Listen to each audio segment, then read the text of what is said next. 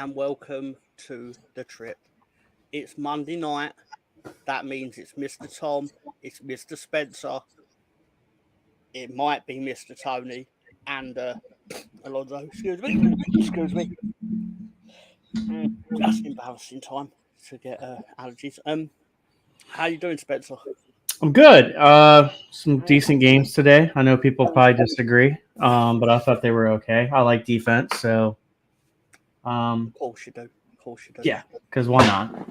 But other than that, I'm doing excellent. It was a good short weekend. America's birthday is this week, or as they say, the Revolution. Happy Treason Day, and yeah, we'll get into a lot of stuff tonight. So go ahead, Tom. Oh, I have a different name for that particular national holiday. I like to call it Happy We Gave You Back Your Country Day. So, It's all about perspective, right? It certainly is. But I don't know if this comes up on the live chat, people that are just joining the show. But this gentleman, I'm sure he could probably be investigated or have his computer checked or something. But or you could ironically just go and visit his. Because I mean, what is this? Is it baseball? That's what it looks like. That's what it looks like. Have you left Twitter, Alonso? Because I couldn't find you to give you the link. Are you hiding from me on Twitter again? Before I check. But obviously, get well soon, sir. Yeah, you will. I mean, personally, arguably, what you have is so 2020, but no, seriously, get well. Got BX Gunner in the house. Oh yeah, if you couldn't, that basically this is Spencer's video game channel. So if you like computer games and stuff and things, then give him a follow. Yeah. I should probably take my own advice, but it's all good. There's a couple other ones, but not to bore people out. It's got about 900 channels. That's all right. Yeah. BX Gunner's here, so BX Gunner with hello. Good. I don't know why I always do that because like I know what his voice is like, so none of my impersonations of him are remotely accurate. Hello, everyone. Good evening and welcome. And then, I mean, obviously, here's an obvious virgin, Stefan Harry Antonio writings with "fuck the Tories." Well, someone's got to. BX Gunner 81. Spencer is wearing an outfit that screams, "We who are about to." Yeah. Oh my God. You're playing tonight in the Copa del America or whatever you call it. We get eliminated tonight. Aye. Not if you get a result. Oh yeah. You're in a great position actually because Uruguay are probably through either way, so they'll do what Portugal did and basically not field their best players. I hope so. Yeah. But we all know how the story ends. I mean, I hope they don't because of betting purposes, but still. Sorry, lads. Yeah, so, yeah. You go watch that, BX, just out of interest. I don't know where I'll put my phone. Oh, there it is. Anyway, so we go to old, what are we doing here? Just trying to get better. Twitter is too much at times. It sure is.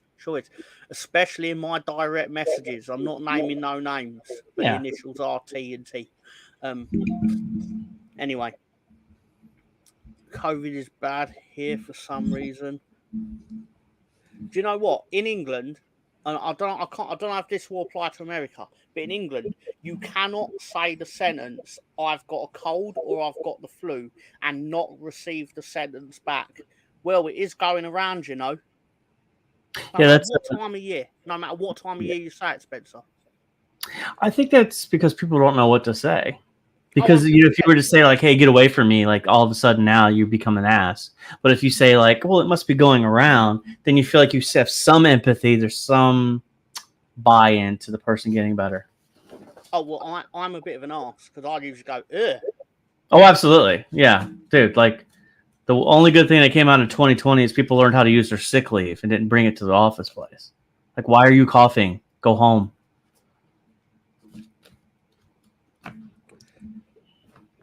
Well, it did create this situation where it made it socially acceptable for you to want people to stay 2 meters away from you at all times, and you were right to do so.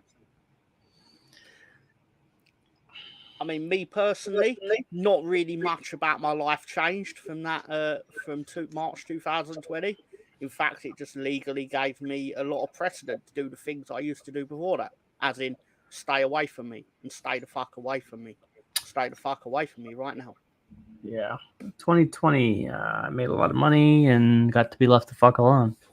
Whatever. Panama looked likely to beat Bolivia. The betting suggests that to be the case, which is shocking because I didn't think Bolivia were.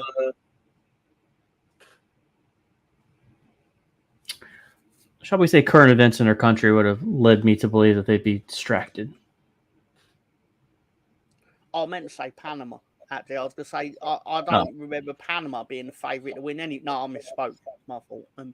Didn't think there'd be odds favourite to win any football match because obviously the only real thing I know of them is beating them in the World Cup 6 years ago, and they beat you in the World Cup qualifier for that same World Cup, if I remember rightly. And they have a pretty important canal.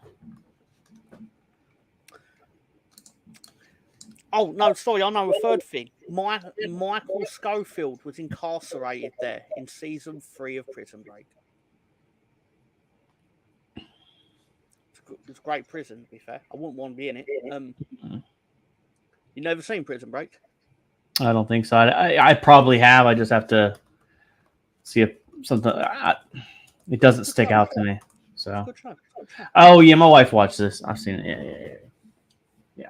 Spencer do a watch along. To be fair, Stefan, I was too weak for that.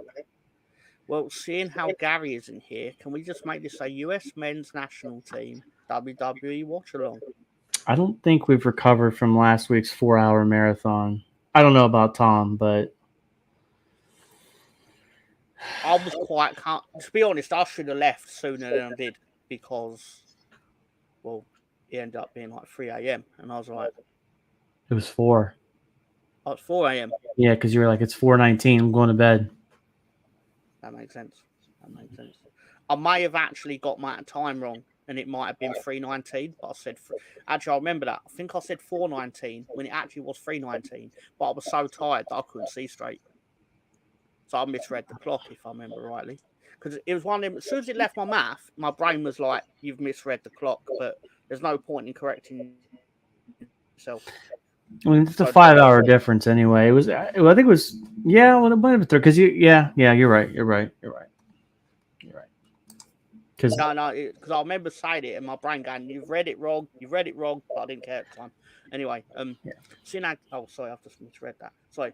So, anyway, laughter.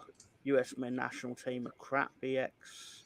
You must be in a poor state, Lonnie. I still have the chills, mate. The chills. And hot water ball. That was fun. And Prison Break. It'd be lovely if he could go 4 seconds without typing the word Tory.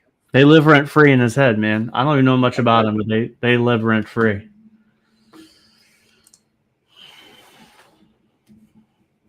It's like the boogeyman. They are. If you want to go on marathon podcast, make sure. No, don't make sure Tom is there. Quite the opposite. Do not invite me to your intended marathon podcast. Oh, man.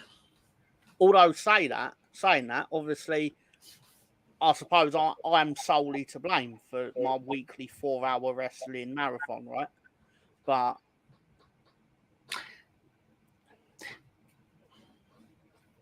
But the wrestling marathon is. There's actual facts, not feelings. Just carry on. It's a structured thing. Like, I've accounted for certain possibilities. Yeah.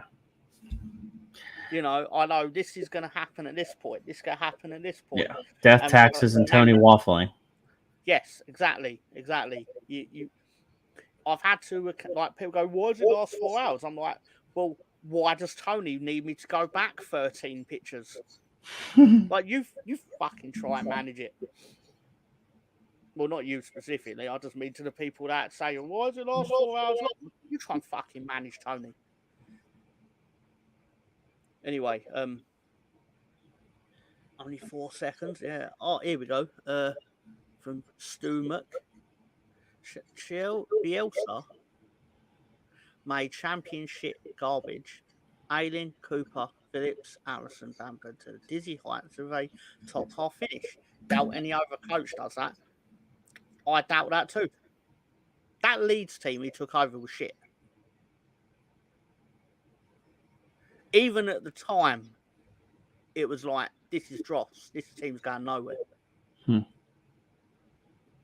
Like, even Leeds fans, that was the apathy of being Leeds United in 2018. Well, the 8-year-old fan who has the faith of a mustard seed said, nope.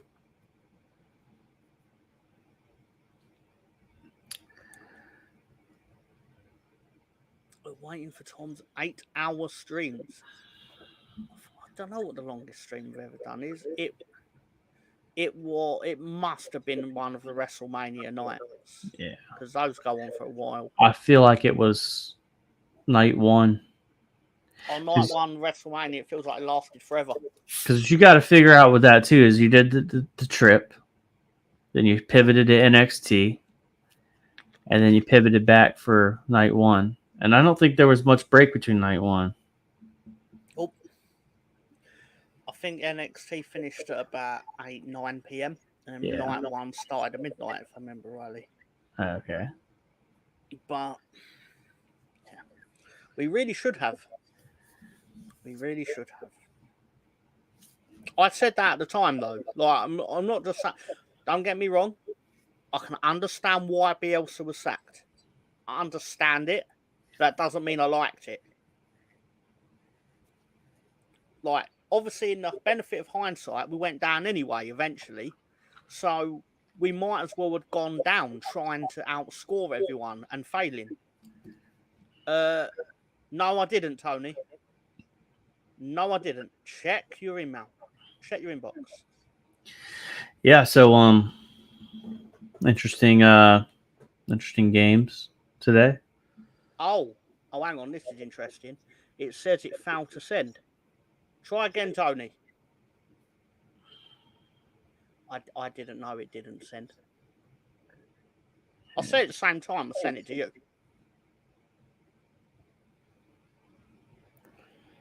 Is it there now, Tony?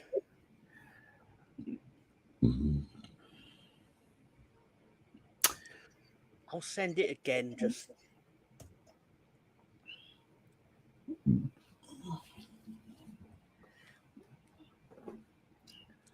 Uh, 5.5 hours sounds about right. Hello, Tayyib Hussein. How you doing, sir? What's going on? Disgraceful. Lots of disgrace. I did think it was odd that he wasn't here. I mean, you never know with Tony. He either falls asleep, has a medical emergency, or just doesn't want to talk to us. There is no other option. Speaking of toe rags. Hey, look who it is. I was in the process going, Tony, if you checked your what was the word? If you checked your inbox, and I went in there and it was like, it hasn't said delete or try again. I was like, all right, I'll press try again. Did it come up twice? Yes, it came up twice. Yeah, that'll explain that. Leeds need a new manager. No, I hate the sacking culture. No, I don't think we should sack a manager that got 90 points. But Tom, if you don't sack a manager, don't you not have standards? I do have standards. He got us 90 points. That's maintaining standards, is it not? But YouTube tells us if you don't win a trophy, you should sack a manager. just because I'm sorry, I can't do it. But yeah, you shouldn't sack a manager who gets you 90 points and brings you back to the Premier League after 17 years. Nope. I don't care how porous you were in the back. You can't do it. You can't sack 4 managers in No, 2 he's talking years. about Daniel Farker. He thinks we should sack Daniel Farker. They've moved on Nah. from Bielsa. I know that, Tom, but I'm just saying you can have your fourth manager in 2 years. Yeah, you can't sack him now. No. Everyone's saying hi. Oh, hang on. Sorry. More important than all you reprobates is a Leeds United fan. So, excuse me. Hello, Anders, my favourite Swedish Leeds United fan. You dirty Arsenal fans. Make way for Anders. Anyway, Come on, Tom. Gary's not here. I can say it. Yeah. Anyway, where are we going? Yeah, Stefan wants to hear Tony's insightful thoughts on association football. Alonso saying he's too high for this shit. Well, why is Alonso too high? He's got COVID. Oh. That's not revealing it. Like, that's not giving away secrets. He's openly said he's got COVID. He's stoned and drinking Oklahoma beer. Stone Defo. Dr. Death beer. Dr. Death beer. I'm ashamed I don't feel as stoned as Tony looks. Hold my beer. Nobody feels as stoned as Tony looks. And you sold one of your players today, Tom. We did. Well, allegedly. I'm not sure it's actually gone through yet. I'm not stoned at all. Okay. That's at the end of the day, I could, like, as much as it's really sad that, like, we've sold a player from a family that's been with Leeds since like 1960. It's like, it should be really sad. But ultimately, we've been given £40 million for a teenager that has been played out of position all season. Feels like potentially good business. And they've given us one of their defenders. A good defender. A very good defender. One that ironically said he'd rather play for Leeds in the Championship than Ipswich in the Premier League. That means Tom likes that guy. Big fan of that guy. It means he's a smart man. What's his name, Tom? Joe Rodon. I mean, he was already at Leeds last season. So obviously it's mitigating. There's obvious circumstances with that. But still. Basically, all the bottom half of the Premier League was sniffing around him. But anyway. Who gets COVID anymore? Damn, Lonnie. Bad luck. It's like the fucking 4th or 5th time he's had it. That should be humanly impossible. Okay, Alonso, is it the 4th or 5th time you've had it? And Tony, are you eating a Reese's peanut butter cup? Nope. It's the 3rd. It's the 3rd time he's had it. Wow. I thought it felt like there was times where I felt like I did have it, but any time I tested for it, it was always negative. What the fuck is it? I can't talk about this subject. I get myself in trouble. So, but yeah. Okay. Who are you getting in trouble with? Can't do it, Tony. It's all good. But this is worse. Keep it in mind. Okay. But get well, Alonzo. Get well. We do wish you luck. Godspeed.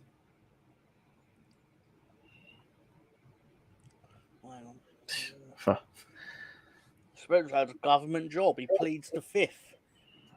The Fifth Amendment is your friend at all times. Hello, Jess from Jess JSY, and I'm Jess Talks Football fan channel. Do you want to test that, Spencer? Do you really think it? So do you want to really test that and see if it still matters? Well, most places it does. Yeah, Tony. Like I said, I can't speak. Therefore, I like Mourinho. I can't speak. Therefore, I get in trouble.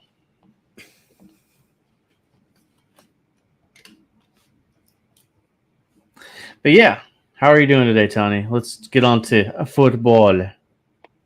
I'm doing a fuck a lot better than I was this day last year. This day last year, I had sepsis, septic shock, and kidney failure. So 50-50 chance of dying. I'm still here, so somebody likes me.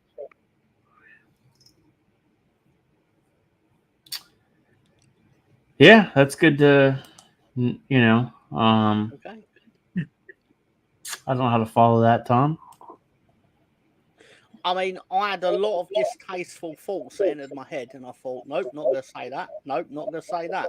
Nope, Yeah. not going to say that either. But it is what it is. Tony's a survivor.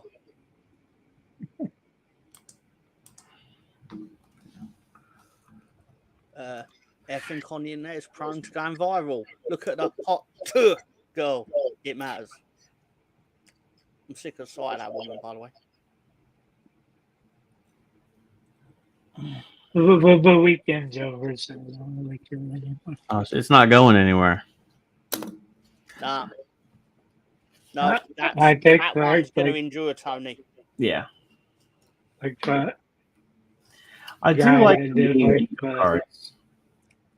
When I went to song, I think you can't top it when you go to songs. Well, what was last year on this time? Titanic memes? Yeah. Yeah, it was, wasn't it? Well, I think it was like May. There was a bingo card that people were following that had like every month that everything that went viral. So, yeah.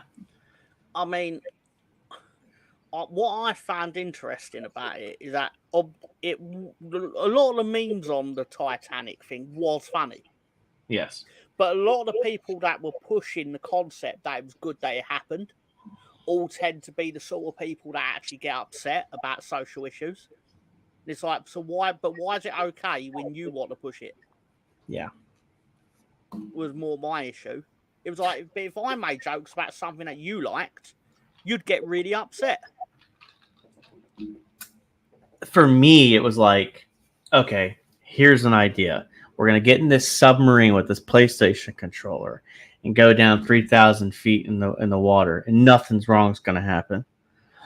Incorrect. Yeah. You couldn't even put just looking at the fucking thing, you could tell it would come apart. You're like, yeah, this is it looked like it would fall apart if you looked at it, let alone put it in the sea. Yeah. Yeah. But still. But what do I know?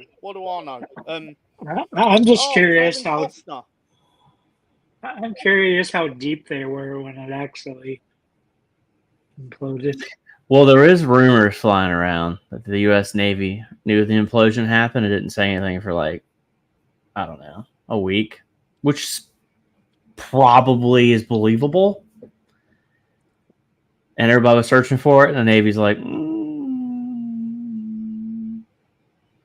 the monkey meme where he's looking around, But why wouldn't they take the time to say them or the Coast Guard that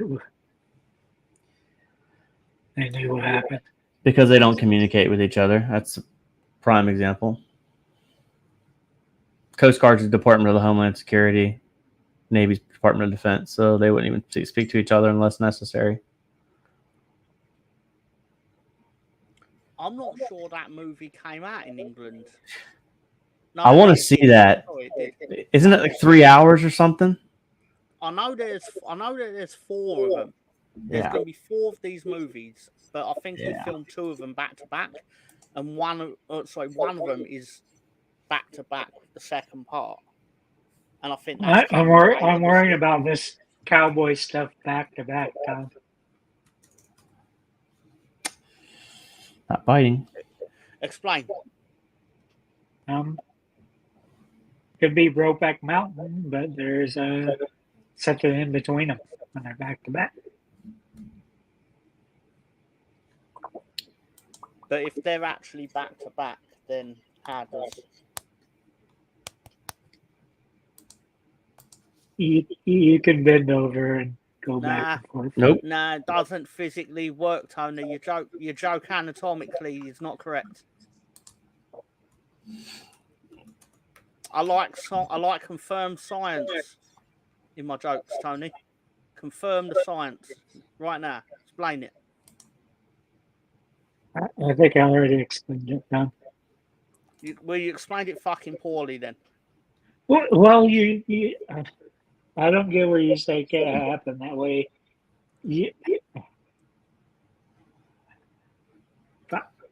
Mind went blank. I didn't have this on the bingo card today that we were going to talk about Cowboys back to back.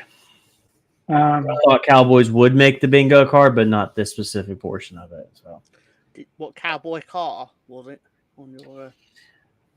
I mean, I figured we'd talk Cowboys, like Westerns, but not. Never mind. I just wanted to fuck with Tony, to be honest. Because why not? I'm just getting visual images that I don't want. That's it. But 2 Wu-Tang references in 5 minutes.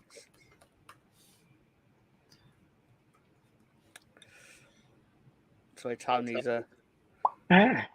what are you doing, Tony? Haven't you seen Requiem for a Dream, Tom?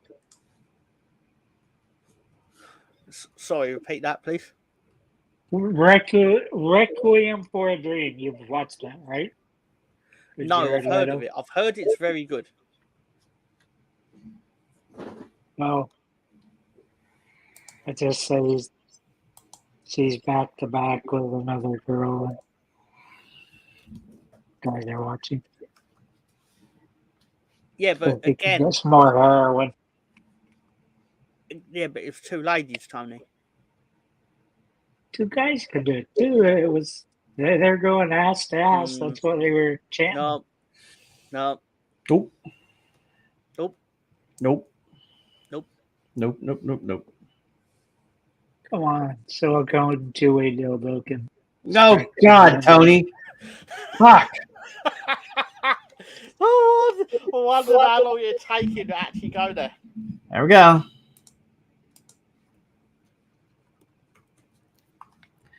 How did your science experiment come out? I just wanted to see how far he'd go. Tony Turner is available for birthday parties, bar mitzvahs, etc. Good old Stefan. Well, I'm glad someone brought up movies. Can't remember who. It might have been BX bringing up Costner. But I can't remember what led to him bringing up Kevin Costner.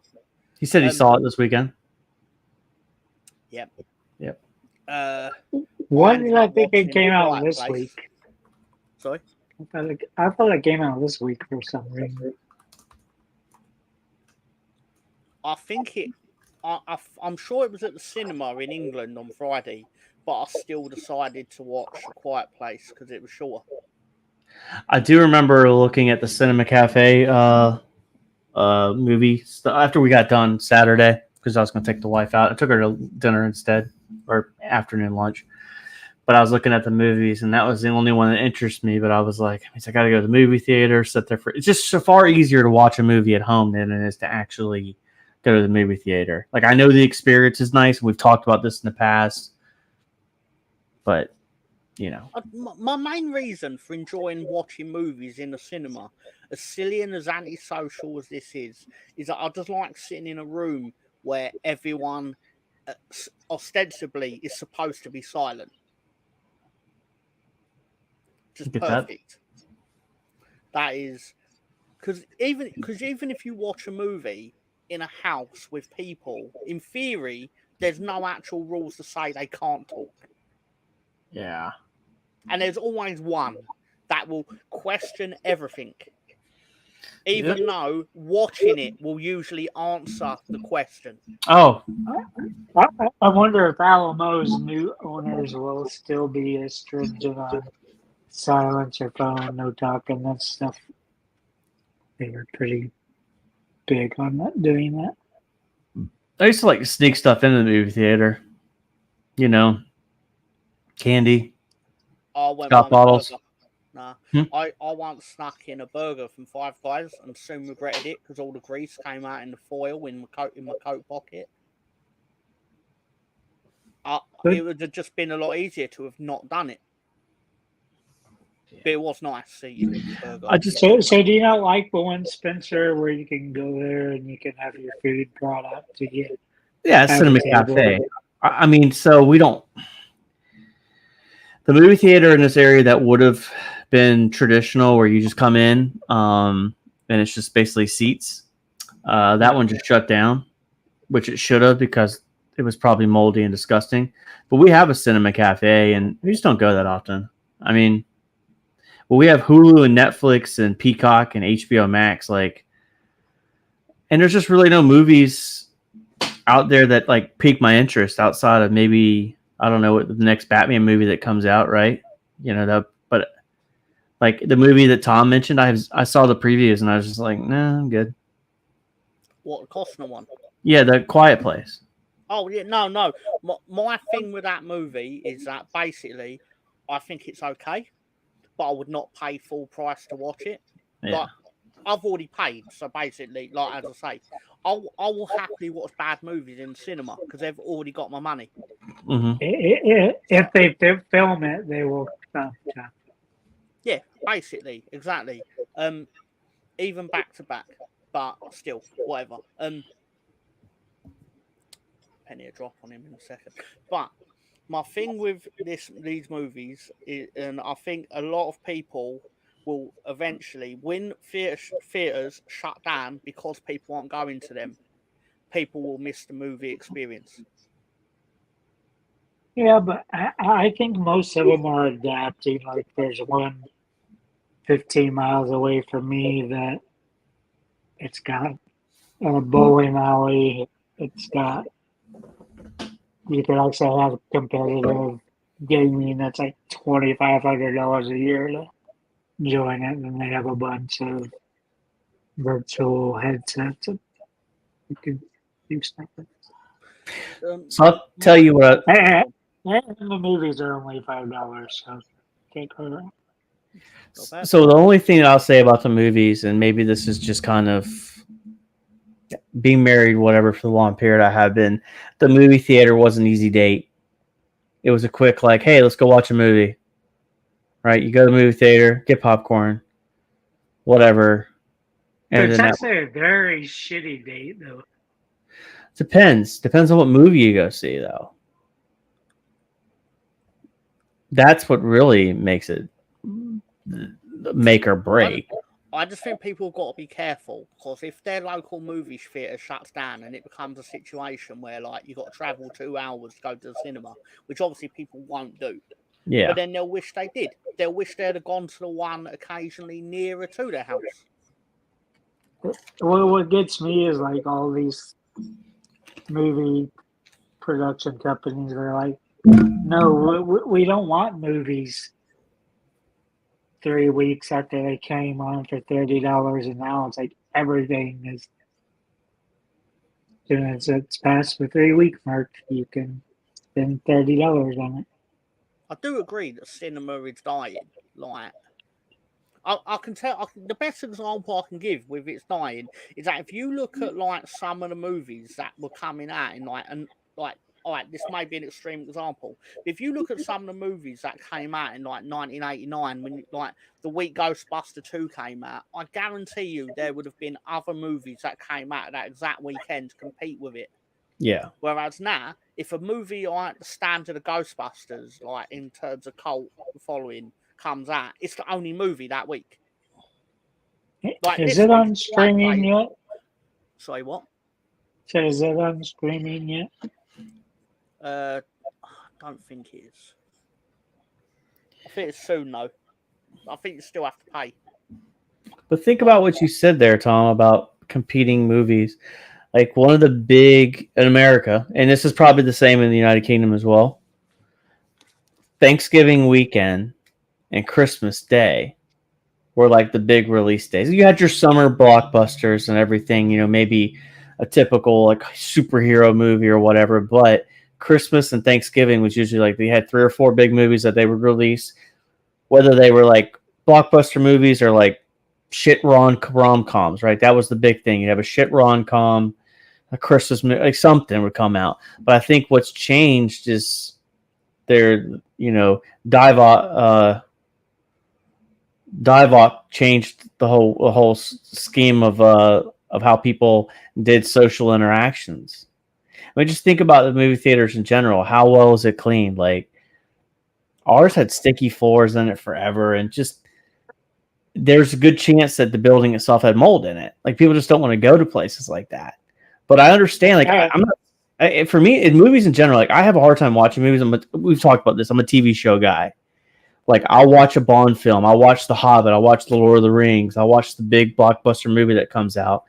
But I'm afraid to watch a movie and it be crap for 2 hours, and I've lost 2 hours of my life. But then I'll go and sit and watch a YouTube documentary where 2 people are talking about the 1977 Reds.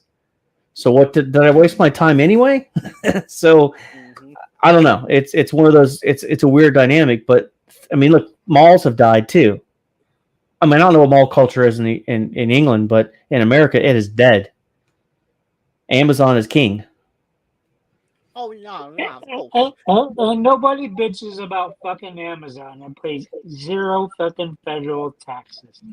Because everyone benefits from the savings and the convenience you get from Amazon, who do it. Are you sure with the taxes? I've got a prime example. I bought one Amazon stock in January of 22 for $94. Amazon stock today is worth $195. It's convenience and laziness is just a thing, man.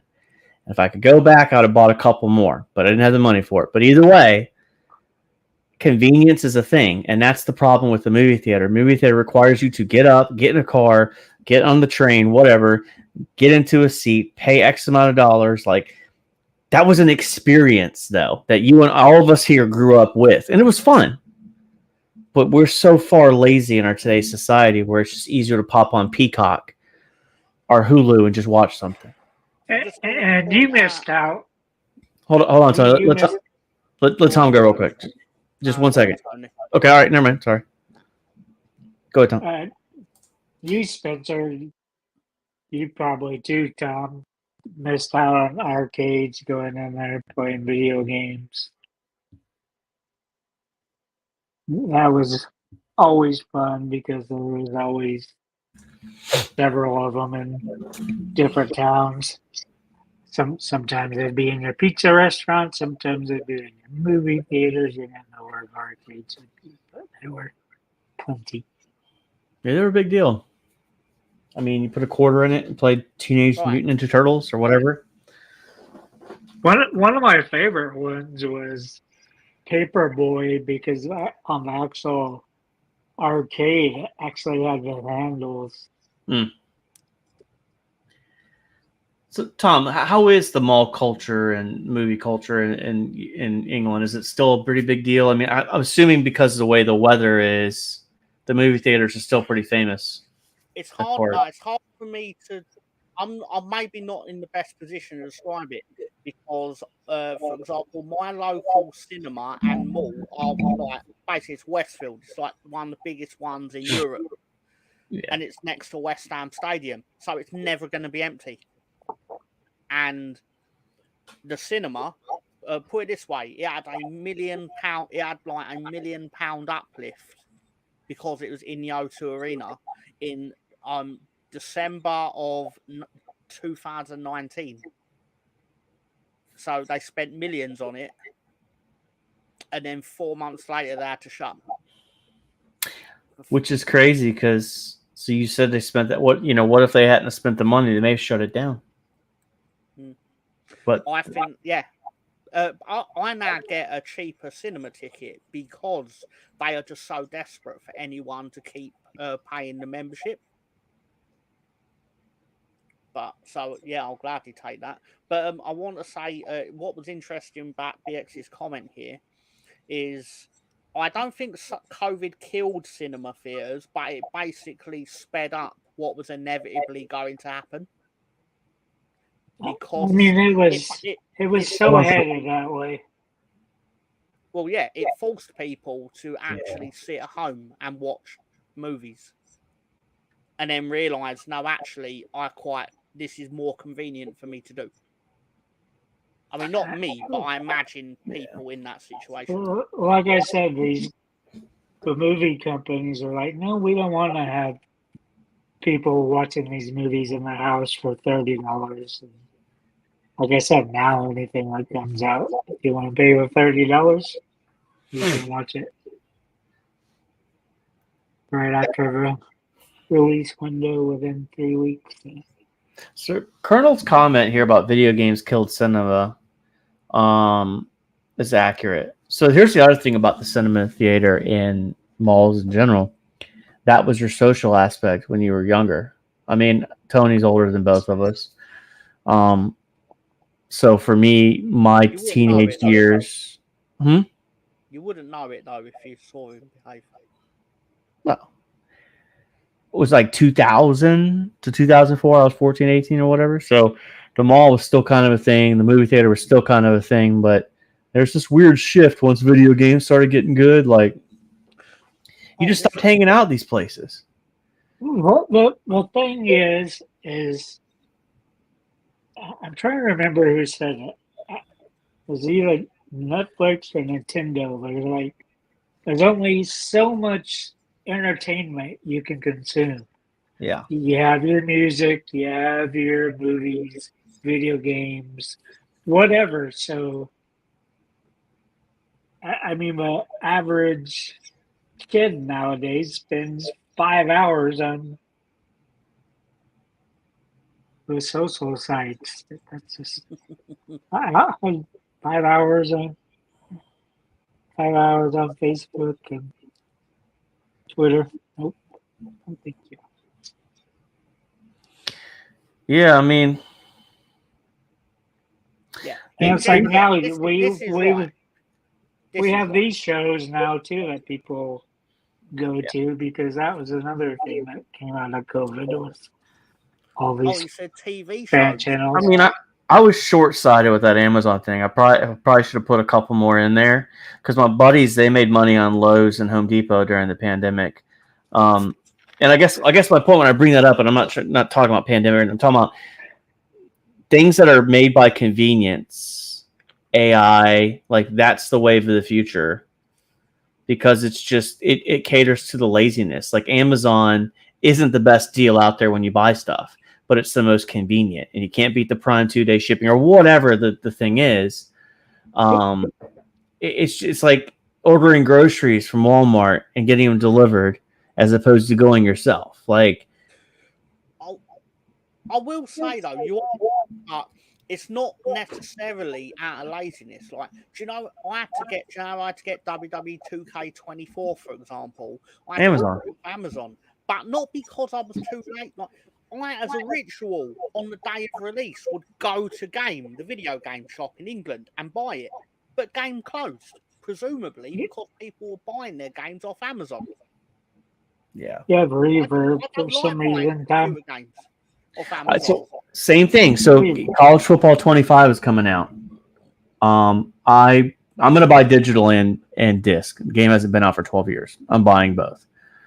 But Walmart has the Steelbook version, which of course, here we go. This is our generation here, Tom. Like, you would go to a game shop, and then like if you got the most ultimate edition of the game, you would get X, Y, and Z with it as kind of like a giveaway. Like, you don't have that anymore. Now it's kind of like they don't do midnight releases.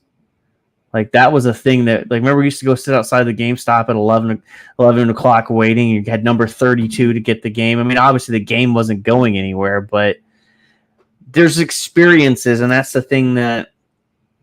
Well, Sam Greenwood's story about, like he told on Saturday, about being at midnight by Yes. Championship Manager 4. I did similar, not midnight. My equivalent of midnight was 10 a.m. because basically I'd be working at night. I ain't finishing work at 10 p.m. then going to game at midnight. No, that can wait. I'll get up at 9:30 in the morning and get the bus to Stratford, West Ham Stadium. And now you can fucking pre-order this shit fucking 6 months in advance. But However long it is. I guess it's because I'm used to it. But I like to buying it, holding it, taking it home, because you have the ownership. Yes.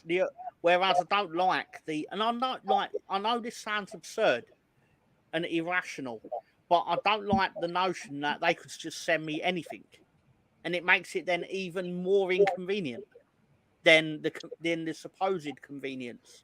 Because if I go in the game shop and I ask for WWE 2K24 and they hand me 2K23, I can tell them, "Oh, you gave me the wrong one," and it's changed immediately. Whereas if Amazon send me the wrong one, I've got to notify them, probably send it back, and then it's like, where was convenience? Welcome to the shopping complaining podcast on a Monday night. Like, I'll give you a prime example. I live in suburbia America, whatever, right? Yards. There's no public transportation where I live. I'll leave it to you like that. You have a car, you walk. There is a bus, but it's to the bus stop from my house is a 3.5, 4 mile walk. All right, and that may be normal in the UK. I don't know, but it's not in London. It's not. Right. So, but I can give you an example. Talking about things being delivered. My neighbor, she constantly having stuff delivered. The neighbor to the 2 houses down. Everybody's got a box. These people shop on Amazon 24/7. They're in massive consumer debt, but whatever. But I mean, it's like Colonel says here, Max Payne. I remember getting that game. I loved Max Payne, dude. So I'll give you a story. 2000, whatever year the game came out, I went up to my grandparents' house in Pennsylvania. That was the game my grandfather bought me, and I played that instead of hanging out with him. I still hung out with him, but that was the thing that kind of kept me occupied because you know how it was. Like it must have been about 2001. Must have been. Yeah, it was such a great game, and even the movie that came out with. I've not seen it. Wahlberg. It's not bad. Like. Everybody probably say it's horrific, but that game was. I'll tell you something that will probably surprise people. I played GoldenEye before I watched GoldenEye, the Bond movie. It's not surprising. But, like, obviously, most Bond fans, like, that would be abhorrent.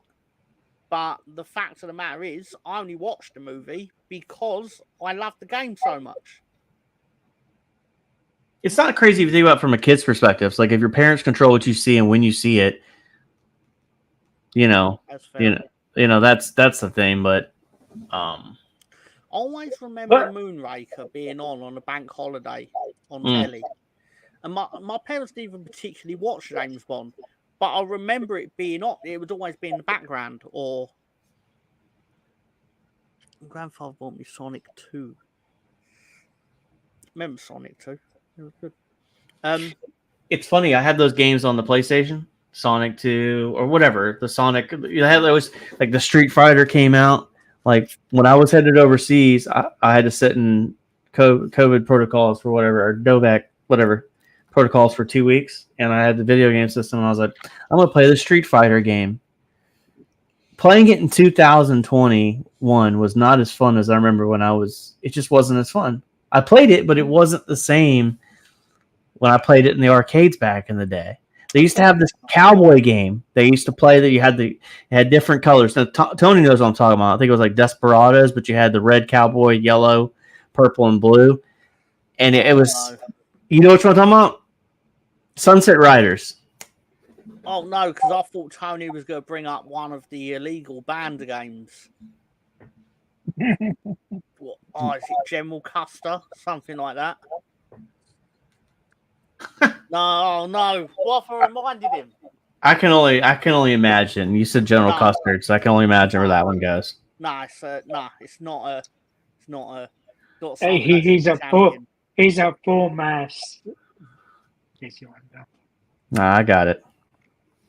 That's what I thought he was going to bring up when you said what you said. Anyway, Street Fighter 30th anniversary bundle. I feel sorry for kids now. Now though, you don't have this big pop culture thing like I grew up with. Born in '79, so Saturdays, you had your cartoons from 5:30 to 11 o'clock. Then my dad and me would watch F1, NASCAR, whatever was out in the world, wild sports, and watch wrestling. But even for the cartoons, every network on like a Friday, they would preview all the cartoons that were coming on for the new season. So you have that twice a year for every network. It's not really that outrageous, Stefan, because music video culture has died. Like, music, I know there are music video awards, but it's really not what it was like 20 years ago. Like, people know you haven't really got to pump, that you haven't got to make an outlandish music video anymore. Like, it used to be genuine, it was like a music video war. Like, who could make the best music video, the most outlandish, the most stylish, the best dancing. Now it's just, like, you film it on your iPhone, essentially. So I think that the correct terminology here is like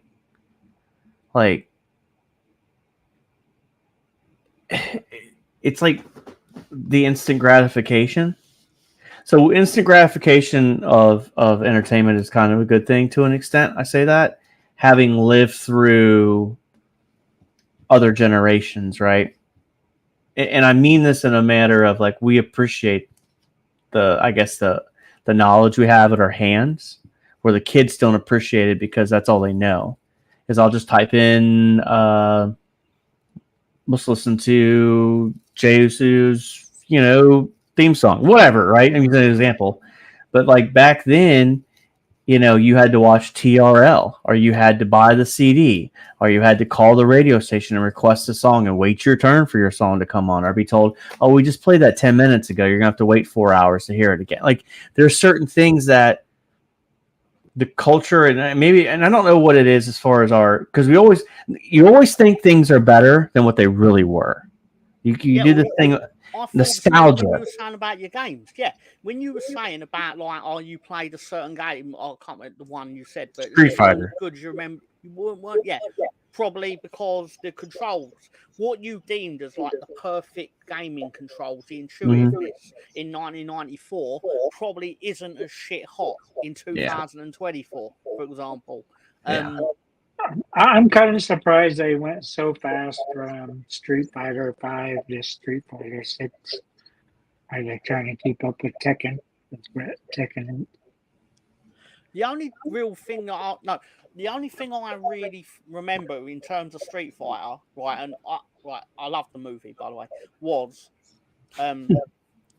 when PS1 came out and everything was polygons, because like you had Mario on Super Nintendo was polygon, not Super Nintendo, Nintendo 64, polygons. Everything had to be this giant block polygon, like blocks on top of blocks or whatever.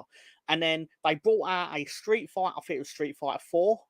I can't remember exactly right, but it was basically like Tekken but Street Fighter characters. And then because it was so shit, they then started making like Marvel vs. Capcom type games and like Street Fighter Alpha X 3200, like suck your balls and whatever.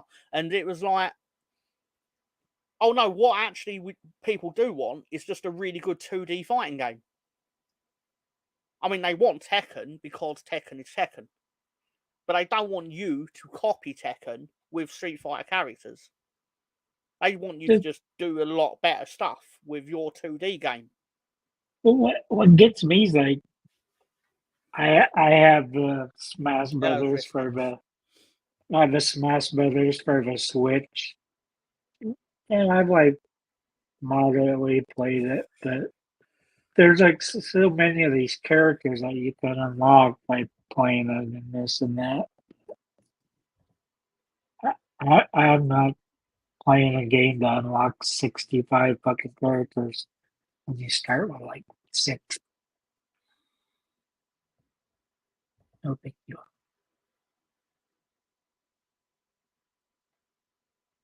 Can I address that, Tom? Or are you okay? You want to stay away from that? What do you want to do? Well, this one. Yeah, I can address that. What, Colonel Ward? Well, no. Like, so he's talking about the YouTube, social media, and what kids are into nowadays. Yeah. So I got a kid. I got a 16-year-old, so I can speak this lingo. Lingo. Yeah.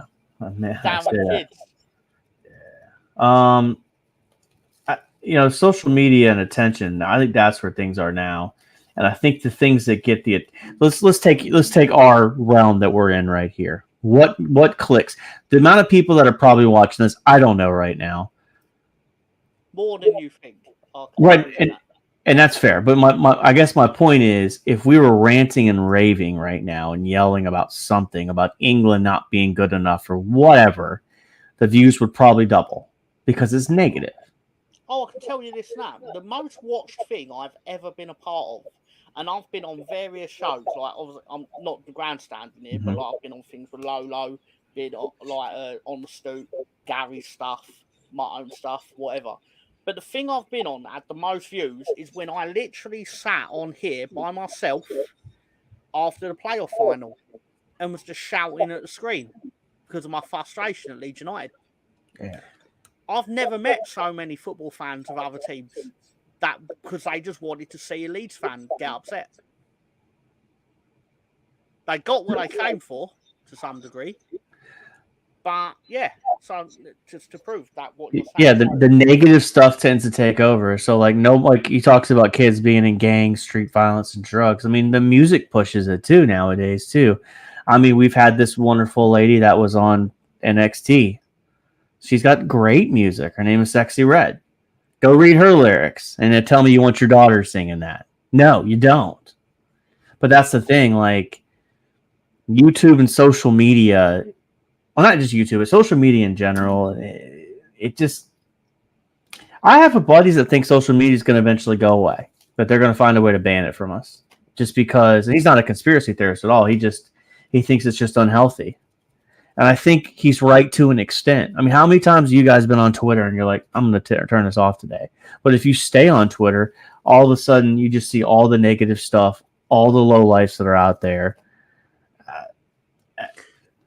You see, I think Mike Tyson, probably shouldn't really cite Mike Tyson as a zeitgeist on, the social pulse, like considering he is a convicted rapist and everything. But he did say social media is full of people who are confident that they can say what they want and not get punched in the face for it. Facts. I got another thing too.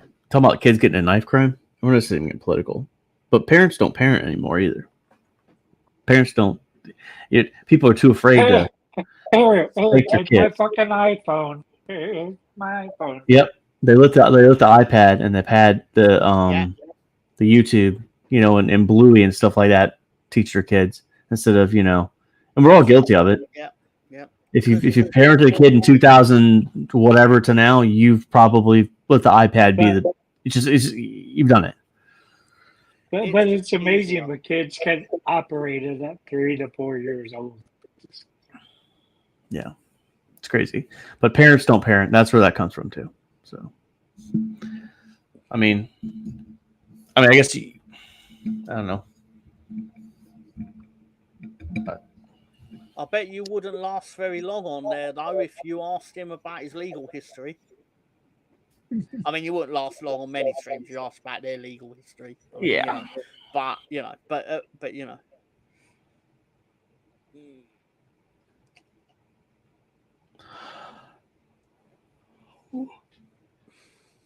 But, yeah, I mean, the England stuff, I mean, the YouTube football culture is the negative, and the screaming and the yelling gets people watching, and it's not even good content. I find it rather annoying.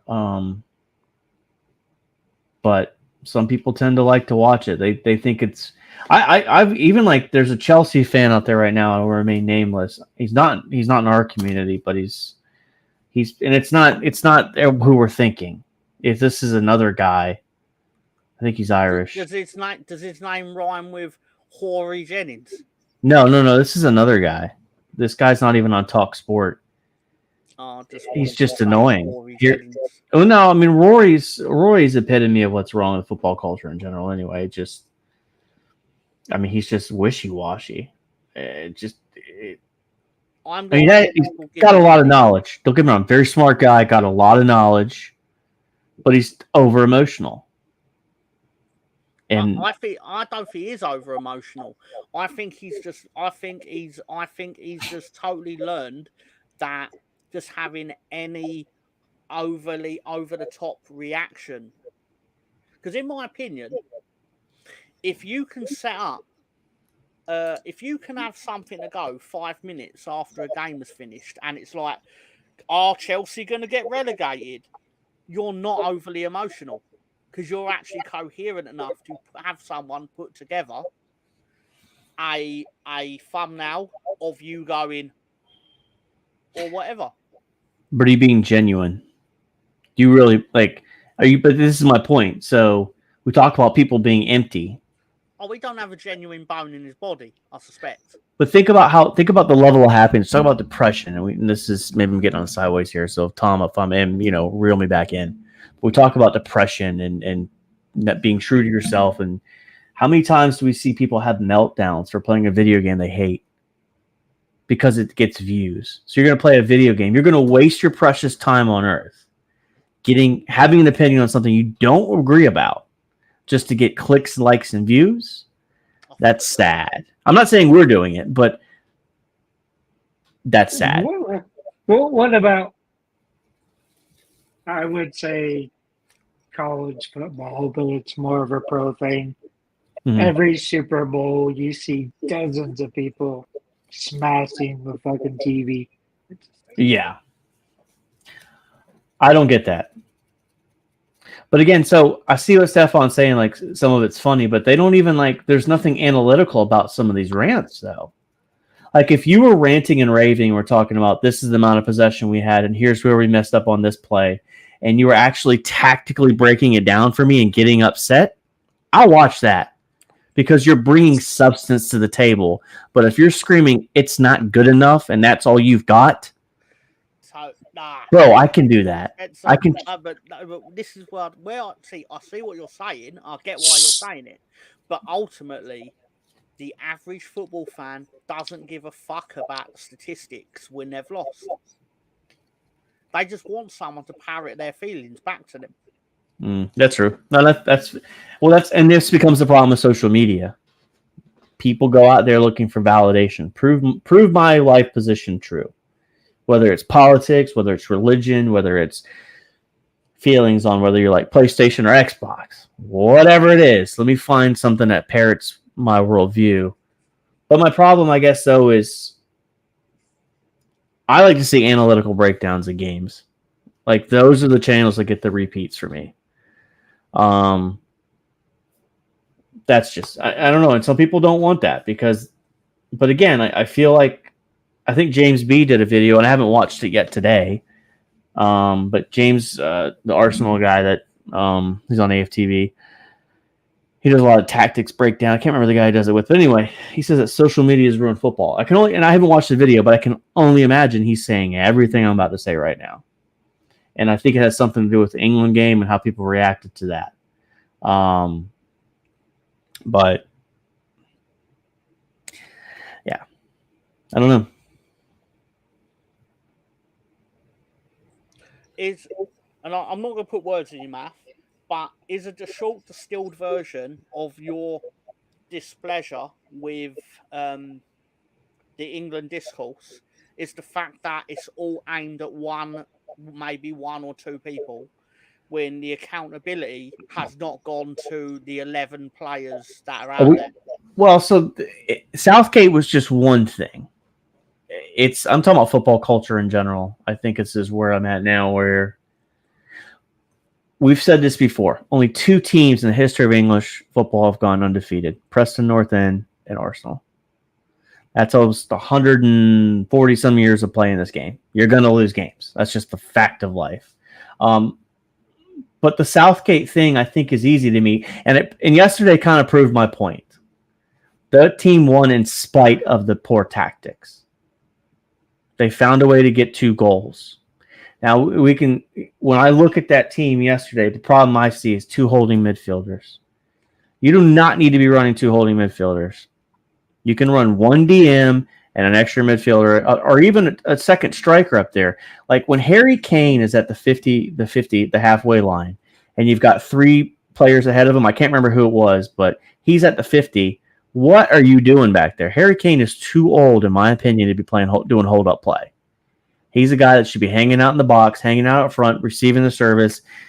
But so there's tactics that are wrong with England. But those players were way better than Slovakia. Like, just you may not agree with me on this, but I mean, look at Portugal today. And I know I'm kicking on football, but Portugal's tactic is get the ball to Ronaldo. There's no reason that Ronaldo's your only outlet. You've got Jota. You've got we could name the Portugal roster, but their team is too good to hand to one individual. Yes, they should have handled Slovenia today the way Spain handled Georgia yesterday. Or was it Saturday? Whatever day Spain took care of Georgia. That was done and dusted. But the tactics are going to end up playing a role in this. But the whole Southgate, but people never blame the players. And I think it's easy to blame Southgate. Southgate absolutely does have a problem, but these players have to hold some responsibility if England fails. But I think Southgate's the easy scapegoat. But like Stefan said, the tactics are negative. I agree with that. That's part of breaking it down. And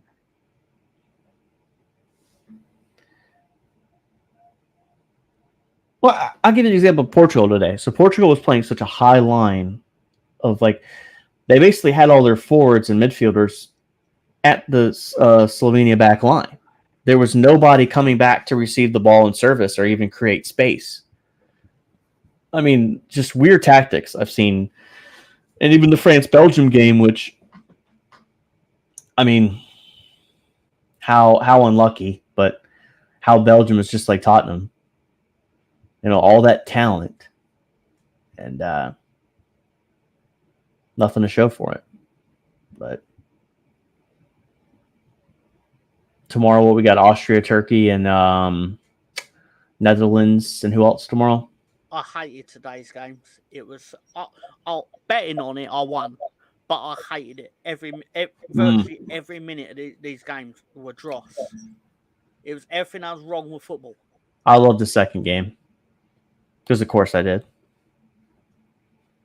I just love good defensive. Shut down a high-powered team. Come break us down. You were talking about Diego Costa. 3 massive saves today. Oh, the saves were great. Just excellent. There were 4 great saves, including the one yes. Ronaldo's penalty. Yes, that was a good one too. But I mean, knockout football, and this is where I really like playoff games in general. I know you don't see it as much, but you just got to get to extra time, right? If you're Slovenia or Slovakia. I mean, Slovakia did everything right yesterday, and just had them disagree because they still had to do it for the full 90 plus 6 minutes, and they didn't. Well, what I was about to say is they did everything they had to do, but they had that mental lapse there at the end, and then that was it. But everything was good up until that point. They brought the game to England. They tactically made England uncomfortable. I mean, think about the times where England didn't look progressive, especially in that first half, where the big issue I had watching it was no one was moving to the open space. No one was creating space to receive a pass from the final third coming up to where the two DMs were. And then here's another disingenuous thing. Kobe Manu, the kid from Man United, I thought he played pretty well yesterday, but the first thing I got from TalkSport is like they're asking for him to come off. I thought he played pretty well in the first half. But perspective is everything in this. So I think a lot of in international football, I believe a lot of it is dependent on the result. Like basically, if England had won that game 2-0, I think a lot of the scoring out of 10 would have been disproportionately higher. And because England weren't doing well, everyone got shit for it. Yeah. But that being said, again, I still think it's more incumbent on, let's be fair, supposedly some of the greatest footballers on earth, certainly the highest paid footballers on earth, comparatively. And I just think I think men of that stature in football should essentially go into business for themselves a bit, for their own self-respect. One of them did, arguably. Sesko had a bad day today. Oh, Sesko. Yeah. You know what? You know what? This tournament has exposed one fraud. It's Benjamin Sesko. Because I don't know what goes on in football outside of this tournament. But you're going to tell me that Benjamin Sesko is sought after at like one of the highest sought after footballers for like 90 million euros, things like this. So based on what? It's crazy because today he had 2 opportunities. He plays for Slovenia, so he's going to be handicapped. Well, he was 1-on-1 with a Portugal goalkeeper and he missed. Yeah. And I think, to me, the second miss is worse than the first miss. Because the second miss, you absolutely could chip the keeper, but he doesn't. So, I mean, I've enjoyed the Euros. I'm probably in the minority in this, but I've enjoyed the games.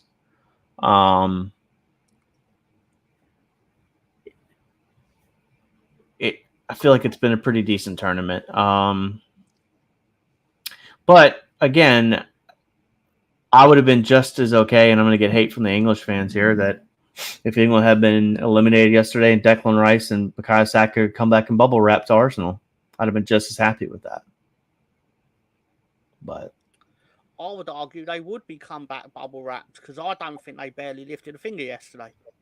I think Declan Rice generally across the tournament has been dog shit. I thought arguably Saka, one of the worst performers. I did see a couple moments yesterday where he looked tired. The stats say otherwise too. He had a lot of progressive passing and percentage passes made, but again, think about the tactics of the England role. Your DMs are making close passes, right? Short distance passing. So if I do this 6 times, that's 6 completed passes. But yeah, how about? I know in this community, I'm not supposed to trash Arsenal players, but Declan Rice has been poor. Declan Rice has been poor. No, you're entitled to your opinion on it. That's fine. I'm not disagreeing with you on it. You're not going to get. There is no such. Arsenal community is going to come. They love trash. It's not an Arsenal community if they don't trash their own players.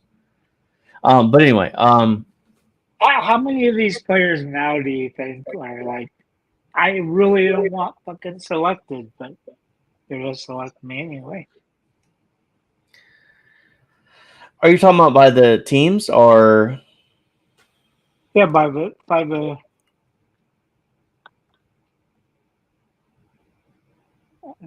national teams when they get called up. A lot of those guys are probably like, I really don't want to play. I expect Sack and Rice are going to get selected no matter who the manager is. Yeah.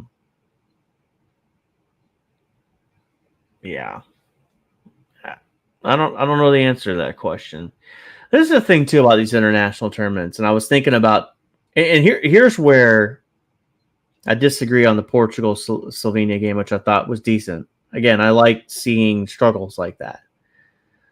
I thought it was very impressive that Pepe, at 41 years old, was able to do a full 120 minutes today, not including extra time. At 41 years old, props to him. And even Ronaldo at 39. And I know Ronaldo keeps himself in excellent shape, but to me, Pepe is a little more impressive for him doing it than Ronaldo. I mean, defense is not an easy position to play. They're not as taxing as a midfielder. Now, if we were looking at like Luka Modric is the most impressive if we're going to talk about age of all these, because he plays a midfield position. So there's a lot more running and everything. But that's what I was thinking. Like, man, at 41 years old, like, to be able to, I know you agree with me. I can see it. But no. I find it. I'll tell you what I find strange about all this discourse, because I read an article yesterday morning. It was about Pepe, and like the biggest thing for him is not staying fit for the games; it's the recovery after the games, apparently. But my thing was, it's like he's 40. Like, these articles are being written like he's a fucking old man. He's 40. But these articles are being written like he's 89 years old and he's on his deathbed. And he's almost going to fall But in sports years, he's on his deathbed. Come on, Tom. There are only certain leagues, probably Greece, Turkey, maybe, that you see the defenders in their early 40s. Basically, 35, 36, they're done. Nah. Even in NASCAR, once drivers hit like 45, their reaction time goes down. No. I'm not saying I don't respect it. I'm just saying I find it strange the way it's talked about, as if they're ancient men. I'm just saying, if you saw my mile run time today, Tom, you'd be like, yeah. I'm just saying, it wasn't very good. But again, I'm a guy that sits at the computer 40 hours a week and messes with Excel spreadsheets. They're footballers that get paid. There's a difference. I'm pretty sure if you totaled up Pepe's minutes in this tournament and then sent me out there to go play football for the amount of minutes he did, I'm pretty sure I would die. I'm quite comfortable saying that. I would get sent off. I'm pulling somebody down. It's happening. I'm getting a red. I'm not disrespecting him for doing it. I just find it strange how everyone talks like they are 148 years. But it's a story that writes itself, though, Tom. It's easy. Look at this 41-year-old man in the heart and soul of Portugal. Just lazy. Plus Pepe playing for a Portugal side where he barely had to do any defending tonight. Yeah, but the only real things he did tonight was basically watch Sesko go past him twice and not catch. That is true. If Sesko was a little better quality. Like, we're talking like he was consistently under the cosh for 4 games when he wasn't. I will say, let's be honest on this. And like I said, the 41-year-old Pepe is still impressive to me. I'll die on the hill. But Portugal's run to the round of 8 hasn't been the hardest run. Turkey, Georgia, who else came out of that group? Czechia. I was thinking, and this is probably an off color, but I was thinking, like, how great would Yugoslavia still be at football if they were around today? Is that inappropriate? Should I mute myself? You know what? Politically, I don't even understand what you mean. No, I do. Yeah, you do. Come on. Yeah. I do. Because you would have had Croatia and Slovenia put together. That would have been a good team. That probably wins a World Cup. And there's a couple other that are in there. Serbia, if I'm not mistaken. Haven't won any World Cups when they were together, though. So, I mean, considering how great those two countries have become since then, But again, this also comes down to this is the other thought with it is like, well, how do we know in Yugoslavia there wasn't certain like biases against certain regions, whatever. So yeah, but like if they probably one of the two wouldn't have been picked out of Modric and the Sesko or whatever. But hang on, we've got Randy Orton is 47. He is ancient Tom in terms of WWE years. Yeah, but that's also slightly different because. Sorry. Sorry, it's that cough that tells the truth. It's not real. Sorry. Excuse me.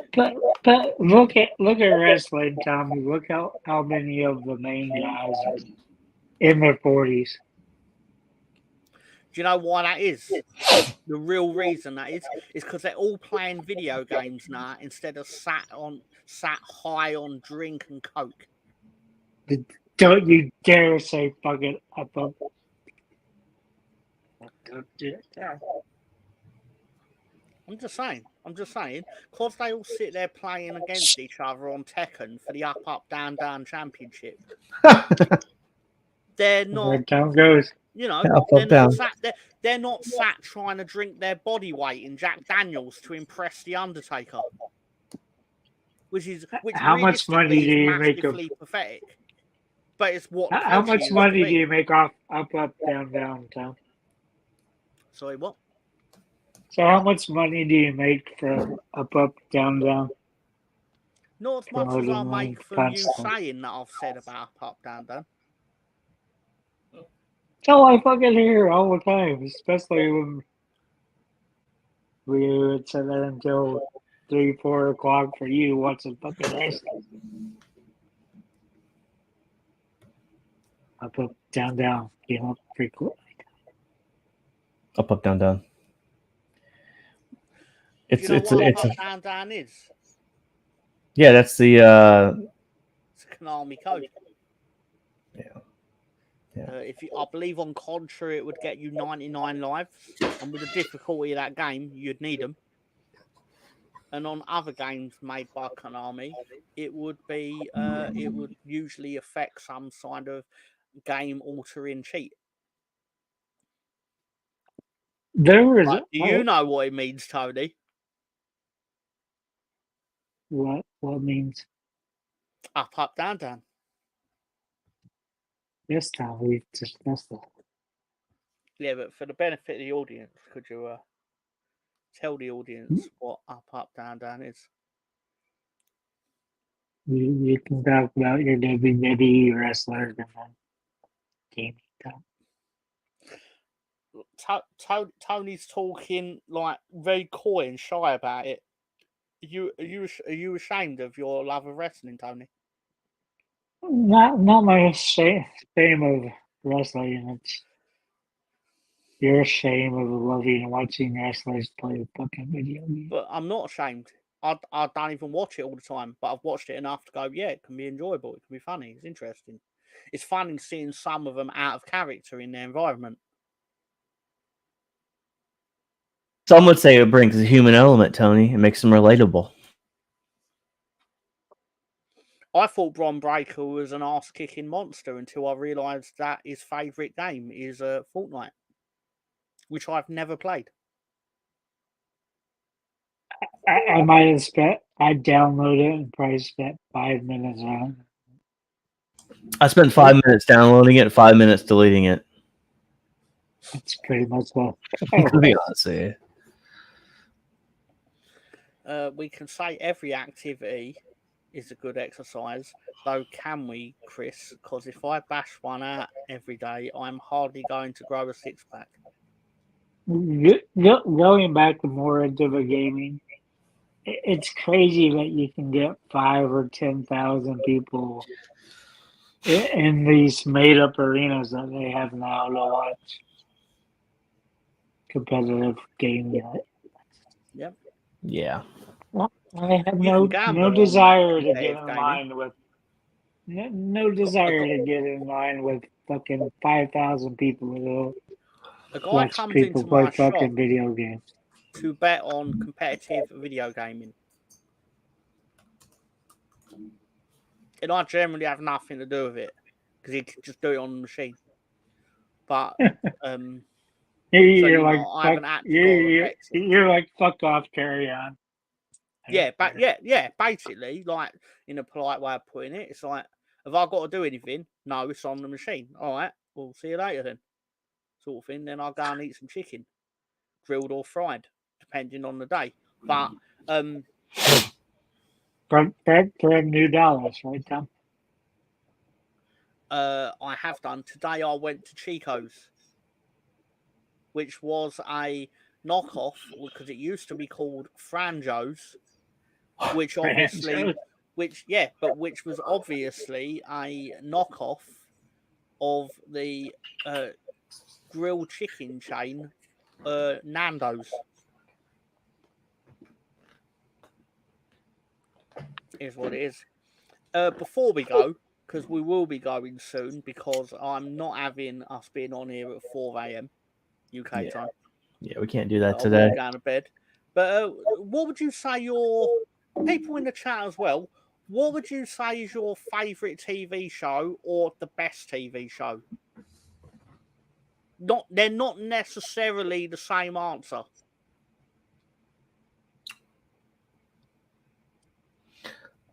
Not true. I have done. It's really hard to say when you consume film. Just one entered your head, I imagine. One entered your head. And then you sort of filter through like all your biases and perceptions and that, but something entered your head. Well, mine's going back to Scotland, seeing dragons. Game of Thrones going back on. So.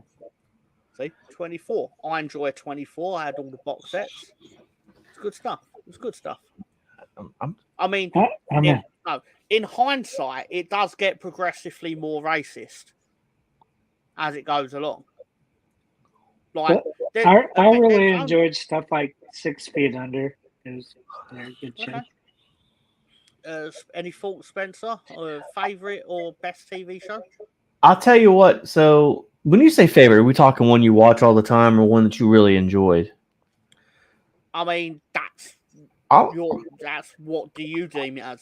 Tell you which one I thought was the best done was The Wire, and that is about Baltimore and the drug life and basically about the city of Baltimore. It seems like it's about drugs, but it's really about gangs, the politicians, the newspapers, the police department. It's about the doc, everything.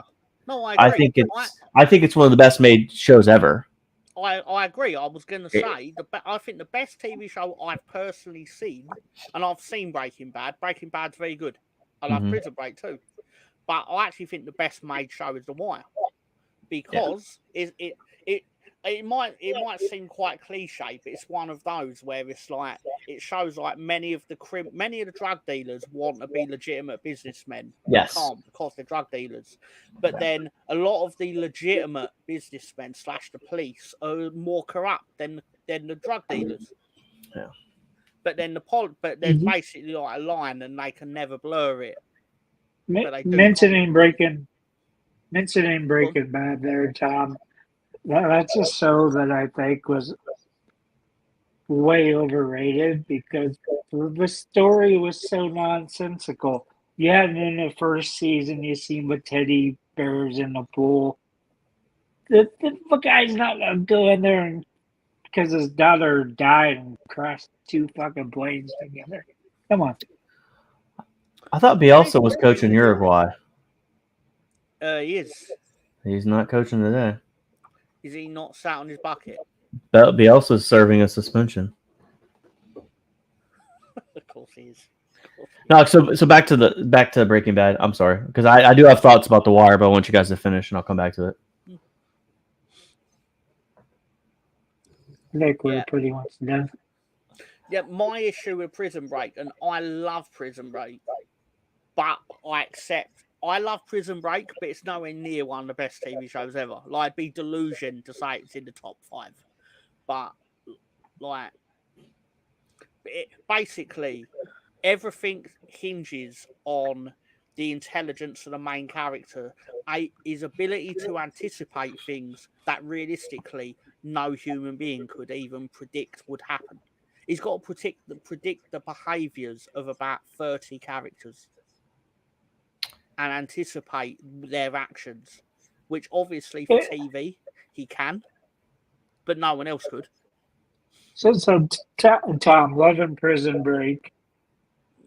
What did you think? I'm not sure how much you've consumed of this. I know Ryan loves all the comic stuff. But You talking about Ryan? yeah, Ryan. Yeah. Arsenal Ryan. Arsenal, yeah. I'll tell you what. The thing I like about The Wire is, and this may sound horrible to say out loud, but it's an intelligent person show. And what I mean by that is, well, not even intelligent, cognitive. You have to be able to put 2 + 2, and you have to pay attention. I love that. Sorry. Where it's complex enough where, like, the episodes don't stand on their own. They are separate stories, but they're all connected. And if you miss something, you're going to miss it. That's why I like that show. I actually think the pilot episode for The Wire was one of the worst things I've ever seen.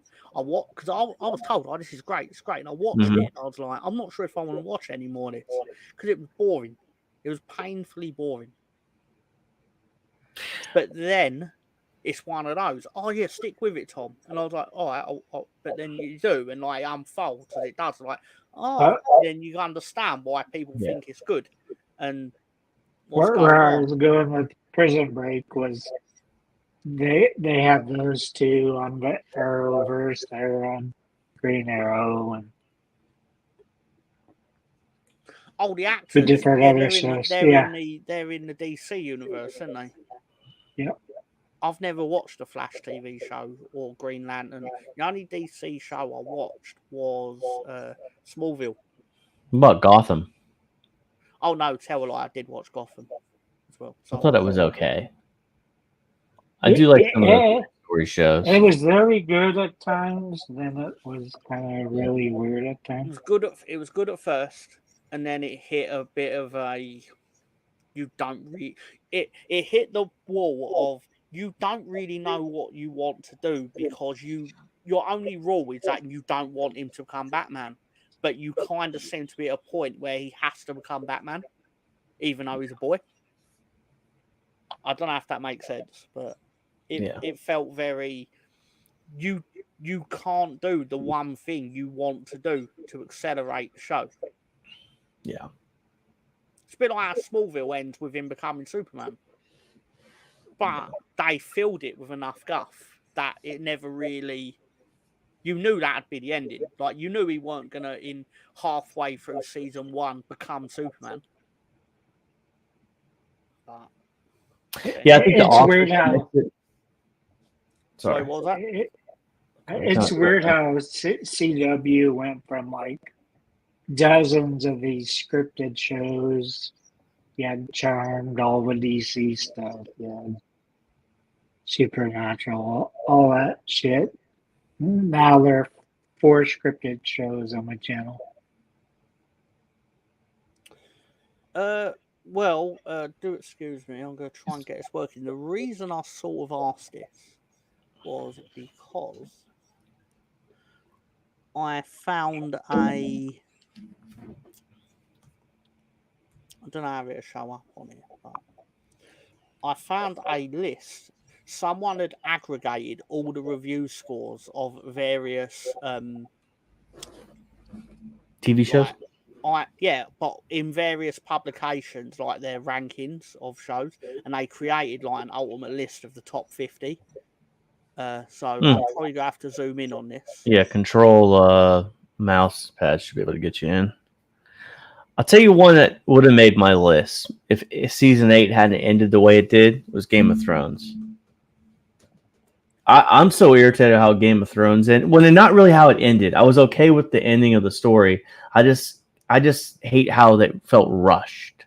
That's it. He should have stepped in because originally he wanted 10 seasons of it. Yeah. And they're like, no, we want to do 8. So they passed the books and the fucking show went to shit. That's the thing, though. Like everything up to like even like the first 2 episodes of season 8 were good. Like, don't get me wrong. Like once she burns Westeros, it's just kind of like, all right, well, this is weird. It's so bad that I won't even watch this prequel one that's on, Tony. I'm not gonna watch it. It's very good. Is it? It is quite good, to be fair. Let me do it again just to make sure it works. Somebody just let their dog crap in our yard. That was nice. Well, I don't know if this shows up. I can scroll up the list if any of you have any thoughts. All right, so the Americans is one I didn't really get into. I was interested. I like that time period. I love a good Soviet Union USA spy thriller. I'm all down on that. Boardwalk Empire. Great. It was great acting. I really like the Americans. Never seen True Detective. Vikings I've seen a little bit of. Deadwood, no. Didn't see Lost. Didn't interest me. Seinfeld's excellent. Confession. Part of the reason I was late getting onto the show and sorting you all out the links was because I got home from work and I watched the latest episode of House of the Dragon. Okay, so you correct. So right now, Tom and Tony, you're recommending the show. Yeah. Okay. It's fine. It's good. Not fine. It's good. It's good. Okay. I don't know where it's leading though because I've not read the books. Yeah, looking at this, right, Boardwalk Empire is a really good one. I love that 1920s gangster stuff. I've never seen The Shield. The Shield is really good. The Shield is good. Boardwalk, I probably watched the first season, and then after that, I guess gave up on it. I liked it. I just didn't have a time or a desire to watch it. Even I think where I benefited, Tony. Sorry. I think where I benefit is I watched it after everything had been like it was. I saw all 5 at once, if that makes sense. Yeah, that would be better. Yeah, because think about it, like if I had to wait it, I probably wouldn't have been as interested. So sorry. What show's that? Well, the Boardwalk Empire. I've never seen it. So it's basically 1920s. Speakeasy, bootleg, prohibition era. Yeah. It's like New Orleans type setting, isn't it? Yeah, I've seen Atlantic City. It would be advertised on TV, but Atlantic City and Chicago. What you got here? I've probably seen more of the ones that are nearer the top. Yeah, I'd have found in Atlantic City. I think. Of this, I've not seen. I'll tell you what I have seen out of this. Seinfeld. I've seen quite a few episodes of Peep Show. I've seen Lost, sadly. Lost is infuriating because they would answer questions with more questions. It's basically if Tony was a TV show, it's Lost. Oh, it's convenient. Because they'd build up like on today's episode, we're gonna find out what happened to the two what they call them. Weren't they basically dead the whole time?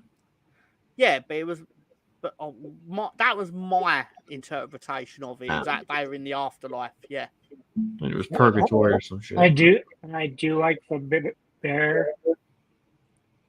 The Bear is quite. I've seen the first season of The Bear. It's one of those shows where it's good because you know the acting's good more than the story. Like they're performing it well. That's a comedy. It thinks it is, but a lot. It's one of those. Not so much this new season that just dropped. It's an intelligent show. You have to you interpret the jokes. But that is it's kind of like Seinfeld, where you kind of have to like understand the underlying joke. Yeah, I would put it more in tune with The Office in the Mm. sense that it's a functioning business and there's no cue of when to laugh at stuff, Gotcha. basically. But yeah, I suppose what you said is I can't tell you how much I hated that show. The Office. Walking Dead. No, no. What you hate The Office? Seinfeld. Oh, Seinfeld. Seinfeld. I actually think there are some episodes of Seinfeld that are very funny, but I do find I find the show quite pretentious because they're like, it's a show about nothing. I'm like, well, it shouldn't be. It should be about something. Well, it's all about Larry David. That's what it comes down to. It's a show. I like it, but I haven't watched it. Isn't it? I think I've been through 4 seasons. Enthusiasm is better than Seinfeld. Well, yeah, the Curb Your Enthusiasm is better because it was on HBO and they were allowed to be more raunchy. And I will say this, like the first, like it got super, like I tried to watch season 12 and it got super political and it was just kind of like, it was unfunny at the same time where they were just trying too hard.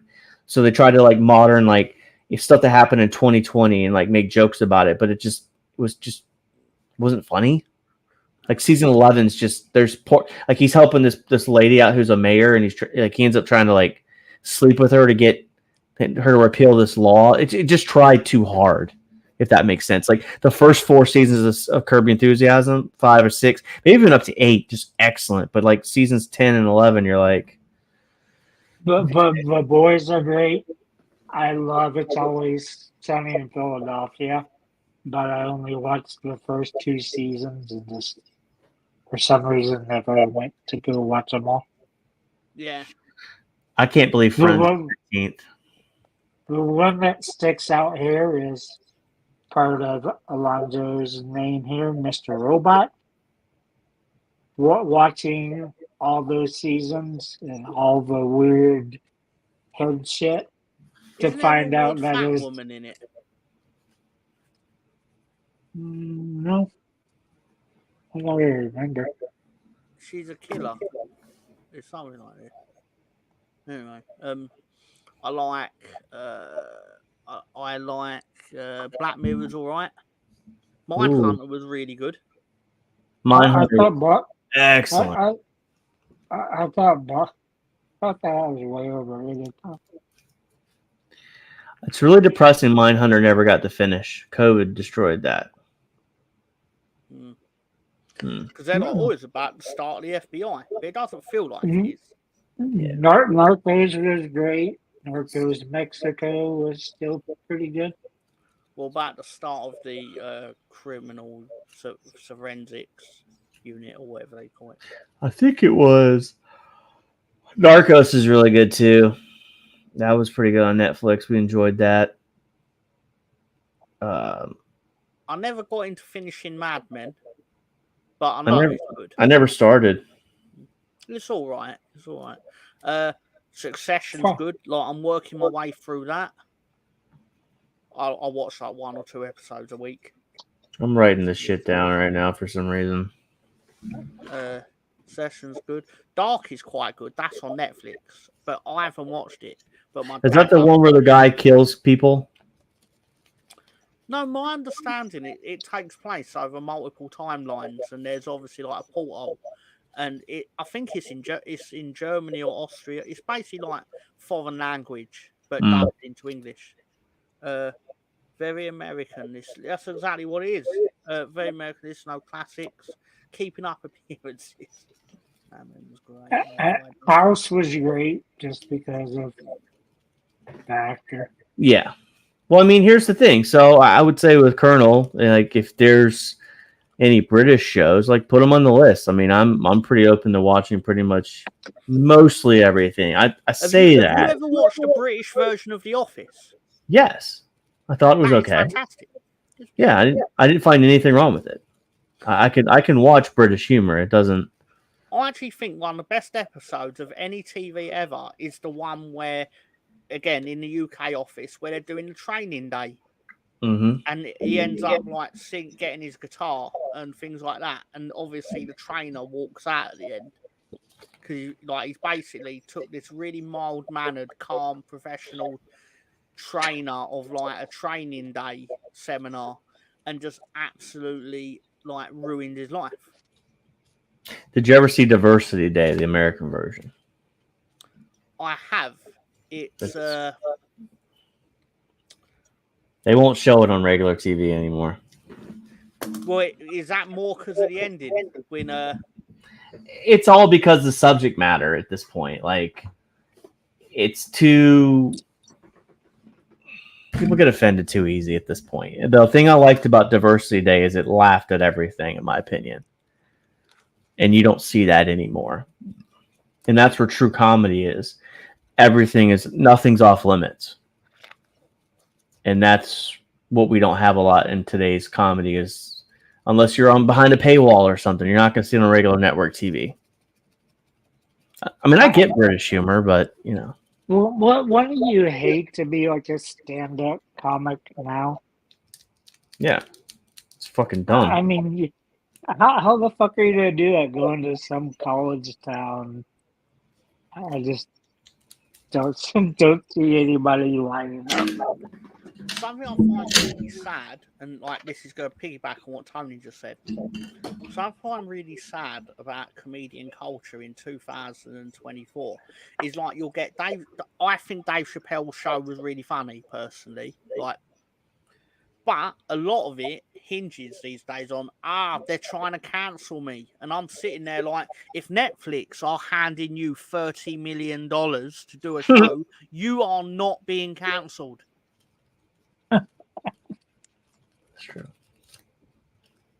And I say that to all of the right-leaning comedians. I don't particularly think Dave Chappelle is right-leaning, but obviously he makes jokes about a certain faction that have taken issue with him, so he's going to make jokes about them. But then they make the fair joke of like, you say you're being cancelled, but you just got given $30 million. So you are clearly not cancelled. Talking about early Netflix, I really liked Lilyhammer getting an American mobster in Norway. Good acting. There's a lot of good foreign shows on Netflix. Although, yes, but this is when this time was when they only had like 5 shows that they made. It's not what they do now with fucking 100 things a month. I can't remember who said it. It was something I watched yesterday. Comedian like was talking about diversity and stuff, and he basically said about no, it was a thing called red letter media, or it's on not on Netflix. It's on YouTube. Like they talk about TV shows and movies. They've been going a long time, but they're very good. Anyway, they pointed out, and I know they were making it was a joke, but they basically said, "Do you notice there was no diversity in Squid Game?"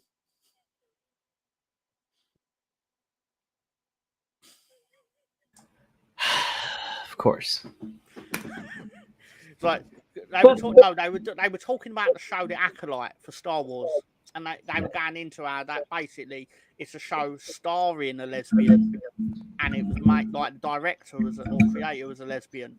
So obviously they were discussing how Star Wars is become its own little war between two ideologies. And obviously, it's currently being dominated by a specific ideology, and the other one's not happy about it, sort of thing.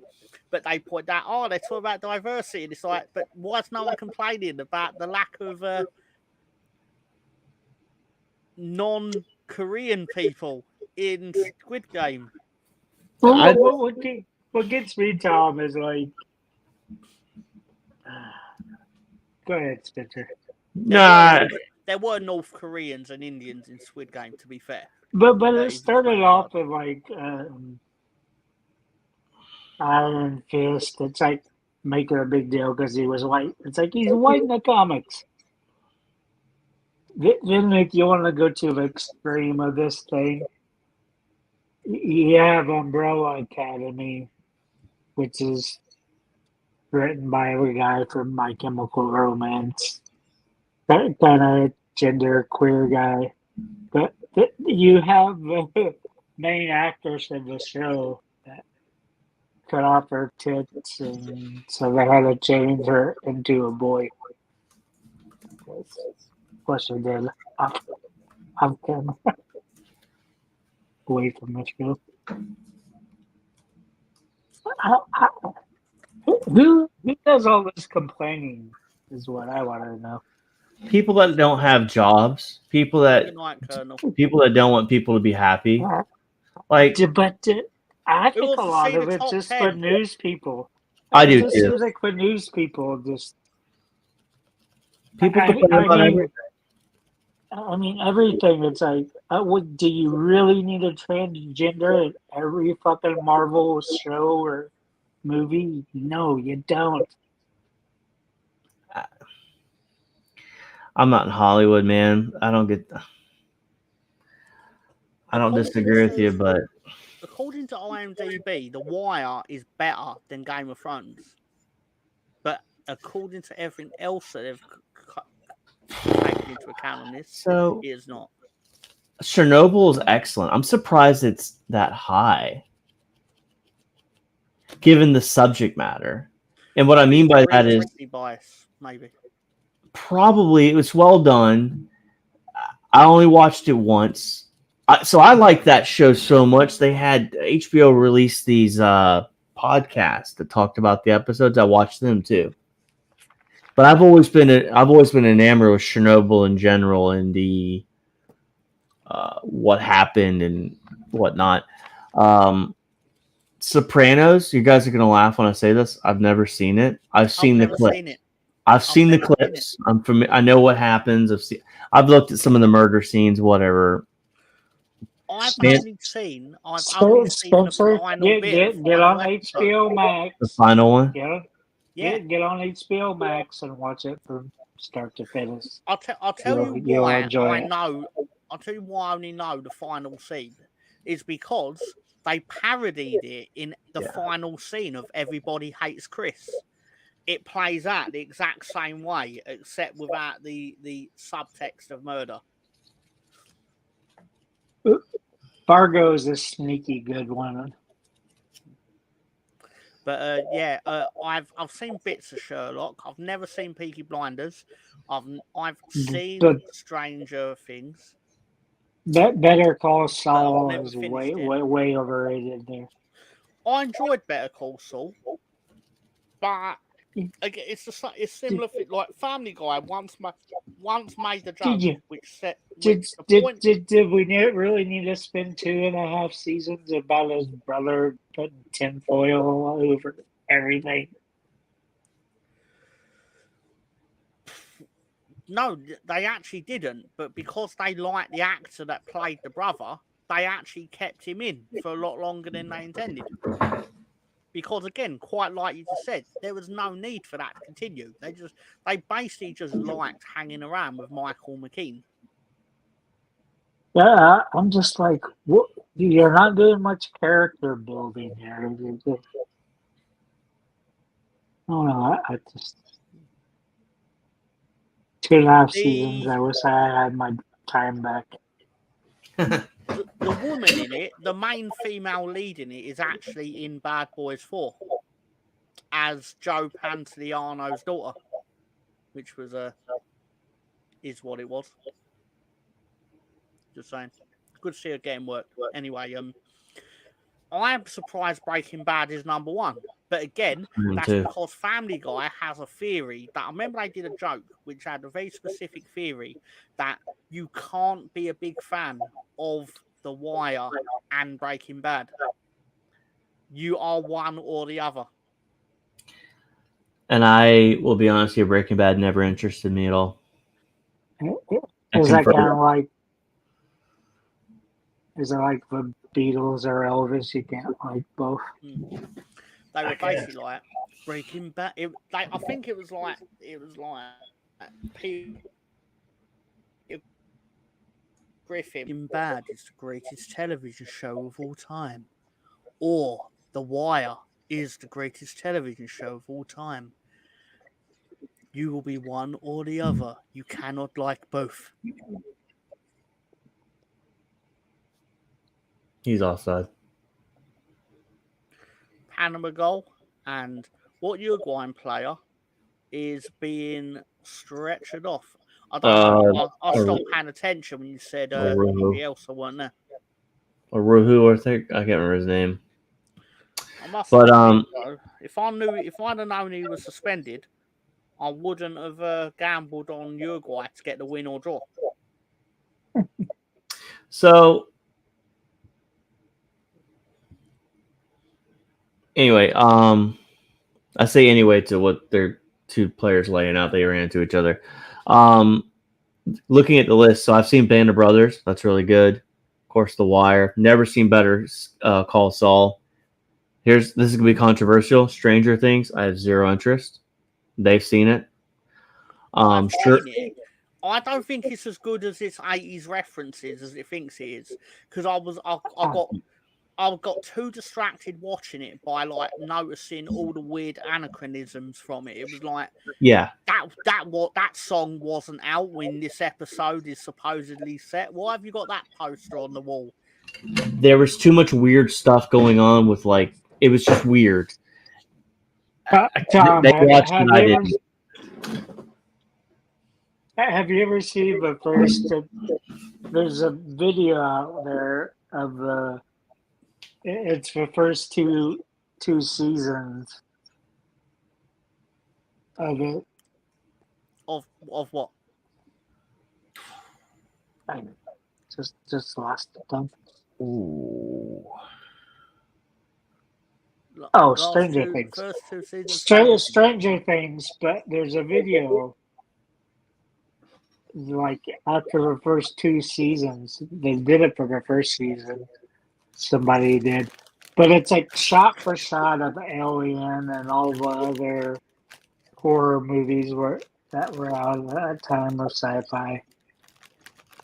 I think the first two seasons is pretty good of Stranger Things because I relate to it because these kids would be like 4 or 5 years older than me. So my older cousins, that's his age. So. I watched a few episodes of it, and I could feel like it was building up to something big. But I was just like, I can't remember. I just stopped watching it. And so I can tell you why I partly stopped watching it. It's because I knew if I got into it, they would have still made me wait another year for like the newest season or whatever it was. Mm-hmm. Well, what gets me is like it came to a logical conclusion. Why the fuck are you making another season of it? Are you guys talking about Stranger Things or? So it's still not Stranger Things. Okay. No, there's one more season coming. Because it's about money, Tony. They want to make money. There was always a talk of like they would actually finish it at the movie theaters. I'm not putting that up on screen, BX, because I'm not acknowledging him doing anything good. But I mean, looking at this list, Sherlock's another one. All right. Really, it was really good until he faked his death. That moment was weird. Wait, he did what? Sorry? Faked his death. I've only watched it up until they revealed who Moriarty was. Yeah, so that's the episode. It's weird. Like he jumps off. I don't know. I'd have to go back and rewatch it. I might not rewatch it. I might just Google the answer to it. I've seen the odd episode of House, but not in sequence. I don't like medical shows. But he did a great job acting in it. Oh, he's excellent. That's what makes the show really Who's that? good. Cumberbatch. Yes, Cumberbatch is for Sherlock. There's just something about him that I find very weaselly. Not Sherlock, Cumberbatch. I was talking about who Laurie's great actor in it. Hmm. My problem with House as a show, right, and it's nothing to do with Hugh Laurie. I've got no issue with his acting or anything like that. In fact, no issue with any of their acting. It's just the whole premise of House is basically he essentially knows how to solve every situation immediately, and basically through contrivances of the plot, he just decides not to. He just basically walks up after 39 minutes of TV time and just goes, "Oh yeah, have you tried putting her leg under the X-ray machine instead of in the X-ray machine?" And they're like, "Oh my God, House, you're so brilliant. Why didn't we think of that 37 minutes ago?" And I'm like, "Yeah, why didn't you?" But he always like pointed them in the direction earlier in the show. Of course he did. Well, one I didn't see anywhere on this list that I thought was very good was Lucifer. A little bit better once it went to Netflix than off Fox. But for having such a with it is because it's on Netflix, but you couldn't watch the old ones. So I didn't. I felt like it's asking me to join something halfway through. you cannot watch it there. You still No, I can't think see it it on only Netflix? it only let you watch the ones that Netflix made. Here is all of them, so it's probably just different Fair enough. licensing. No, because I think it belongs to another network, doesn't it? And they put it back up. Golden Girls. Yeah, it was Fox and So what was this? Was of all time? I don't actually know. I just nicked it off of Twitter. Yeah, because I mean, it came up, and I basically was like, "I better save this because if I don't, Yeah. I'm never going to see it again." to me, Sorry, you Spencer, have to what was you put. going to say? I guess what I guess I was gonna say is like crazy thing about that is like there's so many shows from like the 40s and 50s that would probably make the list too. Like I'm just like Golden Girls for example. I know that has to make probably not top 10 shows of all time, but it would make this list. Well, how many was 50 on here? So there's a lot of those like Green Acres, Mr. Yeah. So I mean, it's still a good Mr. list, right? It's still a good list. I'm not dogging the list at all, but I just wonder what the parameters of the actual person that made the list was. No Married with Children, No, no they've literally with just no. Simpsons. Because if you look, sorry, let me zoom in, and you might know some of the things they've taken the scores from. Because I personally don't know them all. All right, so you got IMDb, Rotten Tomatoes. I don't know what that is. I'm assuming Metacritic's pretty accurate. Well, here's the caveat. People that would have watched Married with Children, watched Green Acres, wouldn't be IMDb users probably. Yeah. You know what I mean? Like Andy Griffith show is pretty decent. Some people like it, some people don't. But it's 1940s-ish, 50s, I think it was. Was it 50s? I mean, another good show from back in the day was Get Smart, Dragnet. Like I can watch Dragnet. As corny as Dragnet is, it doesn't make top 10 lists. But these are the examples. Stefan mentioned 40s and 50s movies. Like Dragnet is one of those shows that I would watch back in the day. So even now, I could do a good Dragnet binge. So, but good list overall. I mean, I love that Married with Children. Yeah. Oh, yeah. He does such a good job in that show. In the other show he's in, one that did make this list. I think Modern Family is a good show. But for me, doing this list, you almost have to put Sopranos as number one because that's what started all of us heavy in investment in these TV series, and we move away from movies. Some would argue Dallas would started that though. Totally clearly.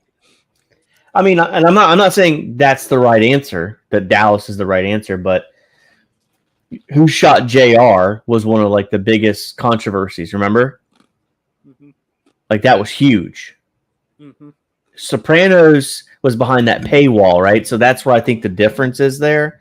I think Sopranos is revolutionary in its own sense for the HBO and the freedom to kind of like not worry about network guidelines, but be able to just kind of put a show out there that's raw, edited. Like, let's be for real.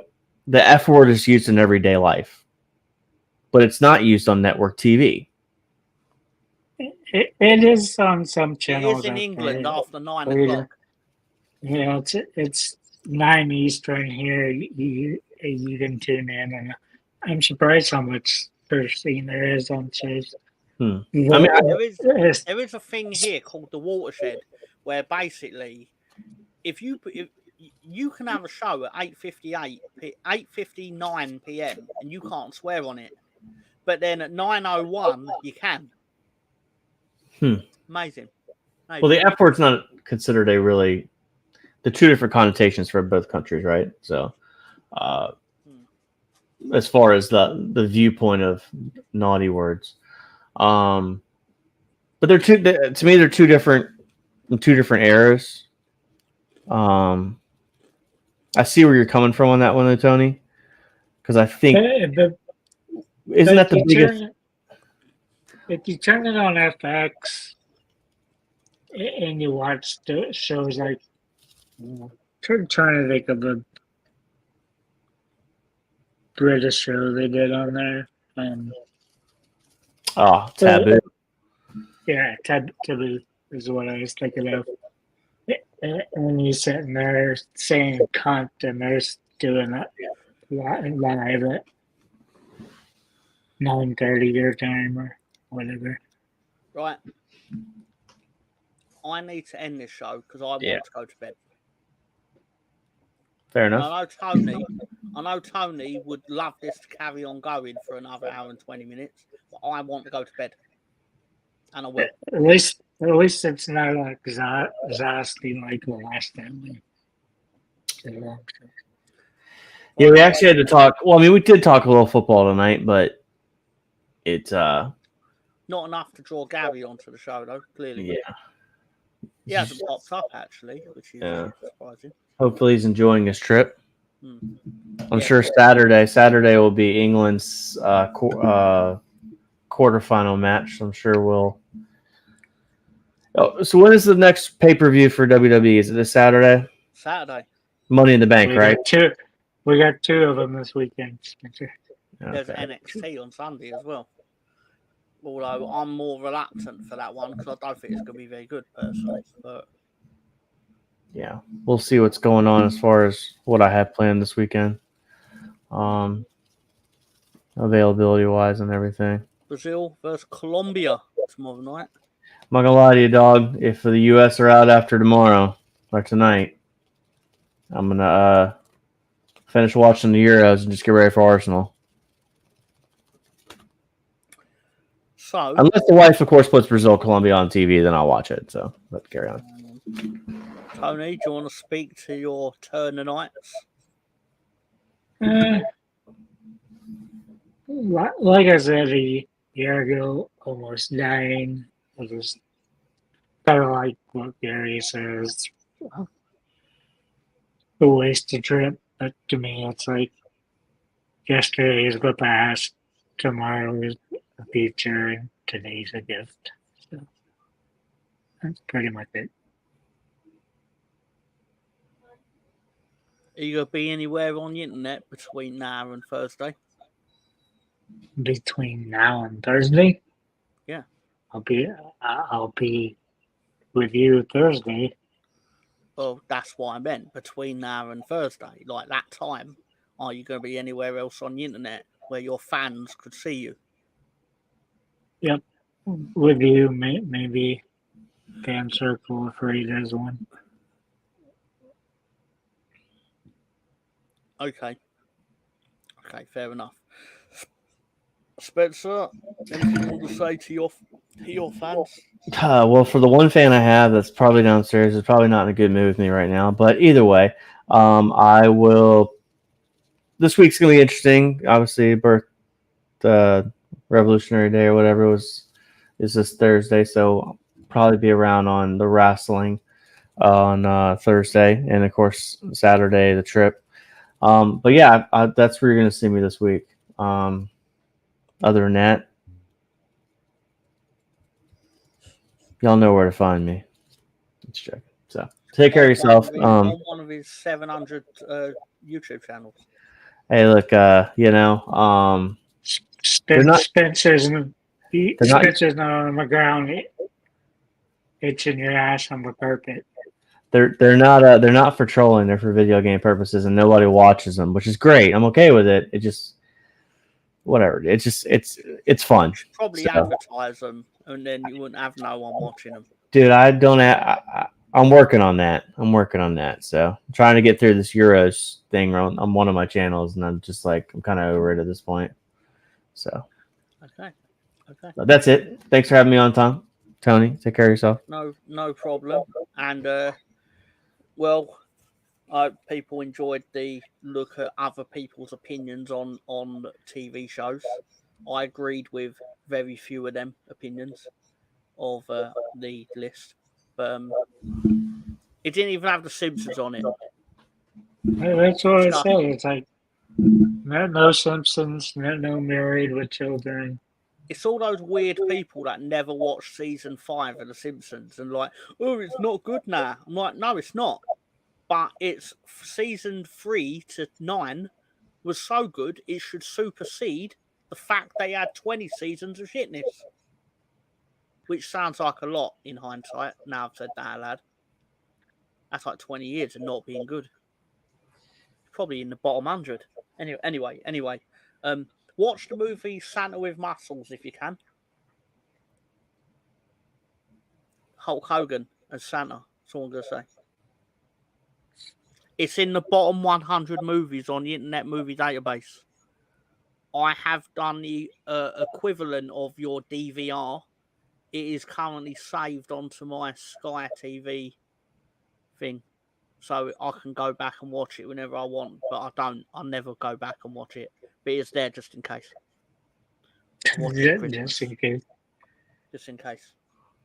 You want to do a watch along of it one day? More to troll my family, if I'm being honest, if they're there, and I'm just like Hogan as the Santa. Anyway, what you gonna do? Yeah. I'm getting ready to sell some Arsenal kits. Let me know who's interested. Did they fall off the back of a van by any chance? Anyone seen Dark Matter yet? I have not. Have a good night, DX. In all seriousness, Dark Matter was almost too complicated. It's kind of like Westworld. Westworld was pretty good its first 2 seasons. And Westworld was really good, and then it got really shit. It got really weird. That Westworld season 3 and 4 was dog shit. Yep. Anyway, so obviously, and it even had fucking samurais. The samurais were great. It's like, can't we go explore these worlds anymore? That's Colonel Ward, Stefan, Chris Nix, Miss Melina. Yeah. Sorry, not to get on my soapbox, but I wish people said hello to each other as fast as everyone says hello to Miss Melina when she pops up. Be a lot nicer world. That's all I'm saying. That's not her fault, but I am digging at the seediness, and you know I love to dig out seediness. But anyway, in all seriousness, have a good night, everyone. But in even more seriousness, Leeds. So, what's Gary gonna do? What's Gary gonna do? Sue me? He's gonna sell you Eddie and Kedia for $4 million. It's a joke. Nah, I can't do that. He don't hate me that much. He tell you $4 million. You ain't got a page. What are you talking about? You lying fucker. Tom, would you let him into the training grounds if he showed up? Would I let Eddie into the training ground? Yeah. Sure, you would. I'm not sure it's my decision, to be honest, Tony. I don't have those kind of powers at Ellen Road, unfortunately. I should, but I don't. You see Eddie right now with a can of Red Bull saying, "It gives you wings." If Eddie and Ketia did that, I would give him a pass. I'd give, like, you don't even need me to let you in. Just turn up. I would like to watch if you all had a of their page, you'd have told commercials. me what it was.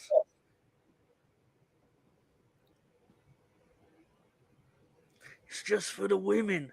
It's just for a woman. Anyway, no, in all seriousness, thanks, guys. I mean, I'm filibustering at the moment. Ooh, that's Say McKinney. good night, Tom. Good night, Sorry, what? Tony. You know what, Tony? Tony, what do you think about War and Peace? Yeah, Tony, what do you think about War and Peace? And this is where you say this is an interesting novel from the 19. Too long. All right. I'll ask you one more question. Tony, what should have been bottom of that 100 list of TV shows?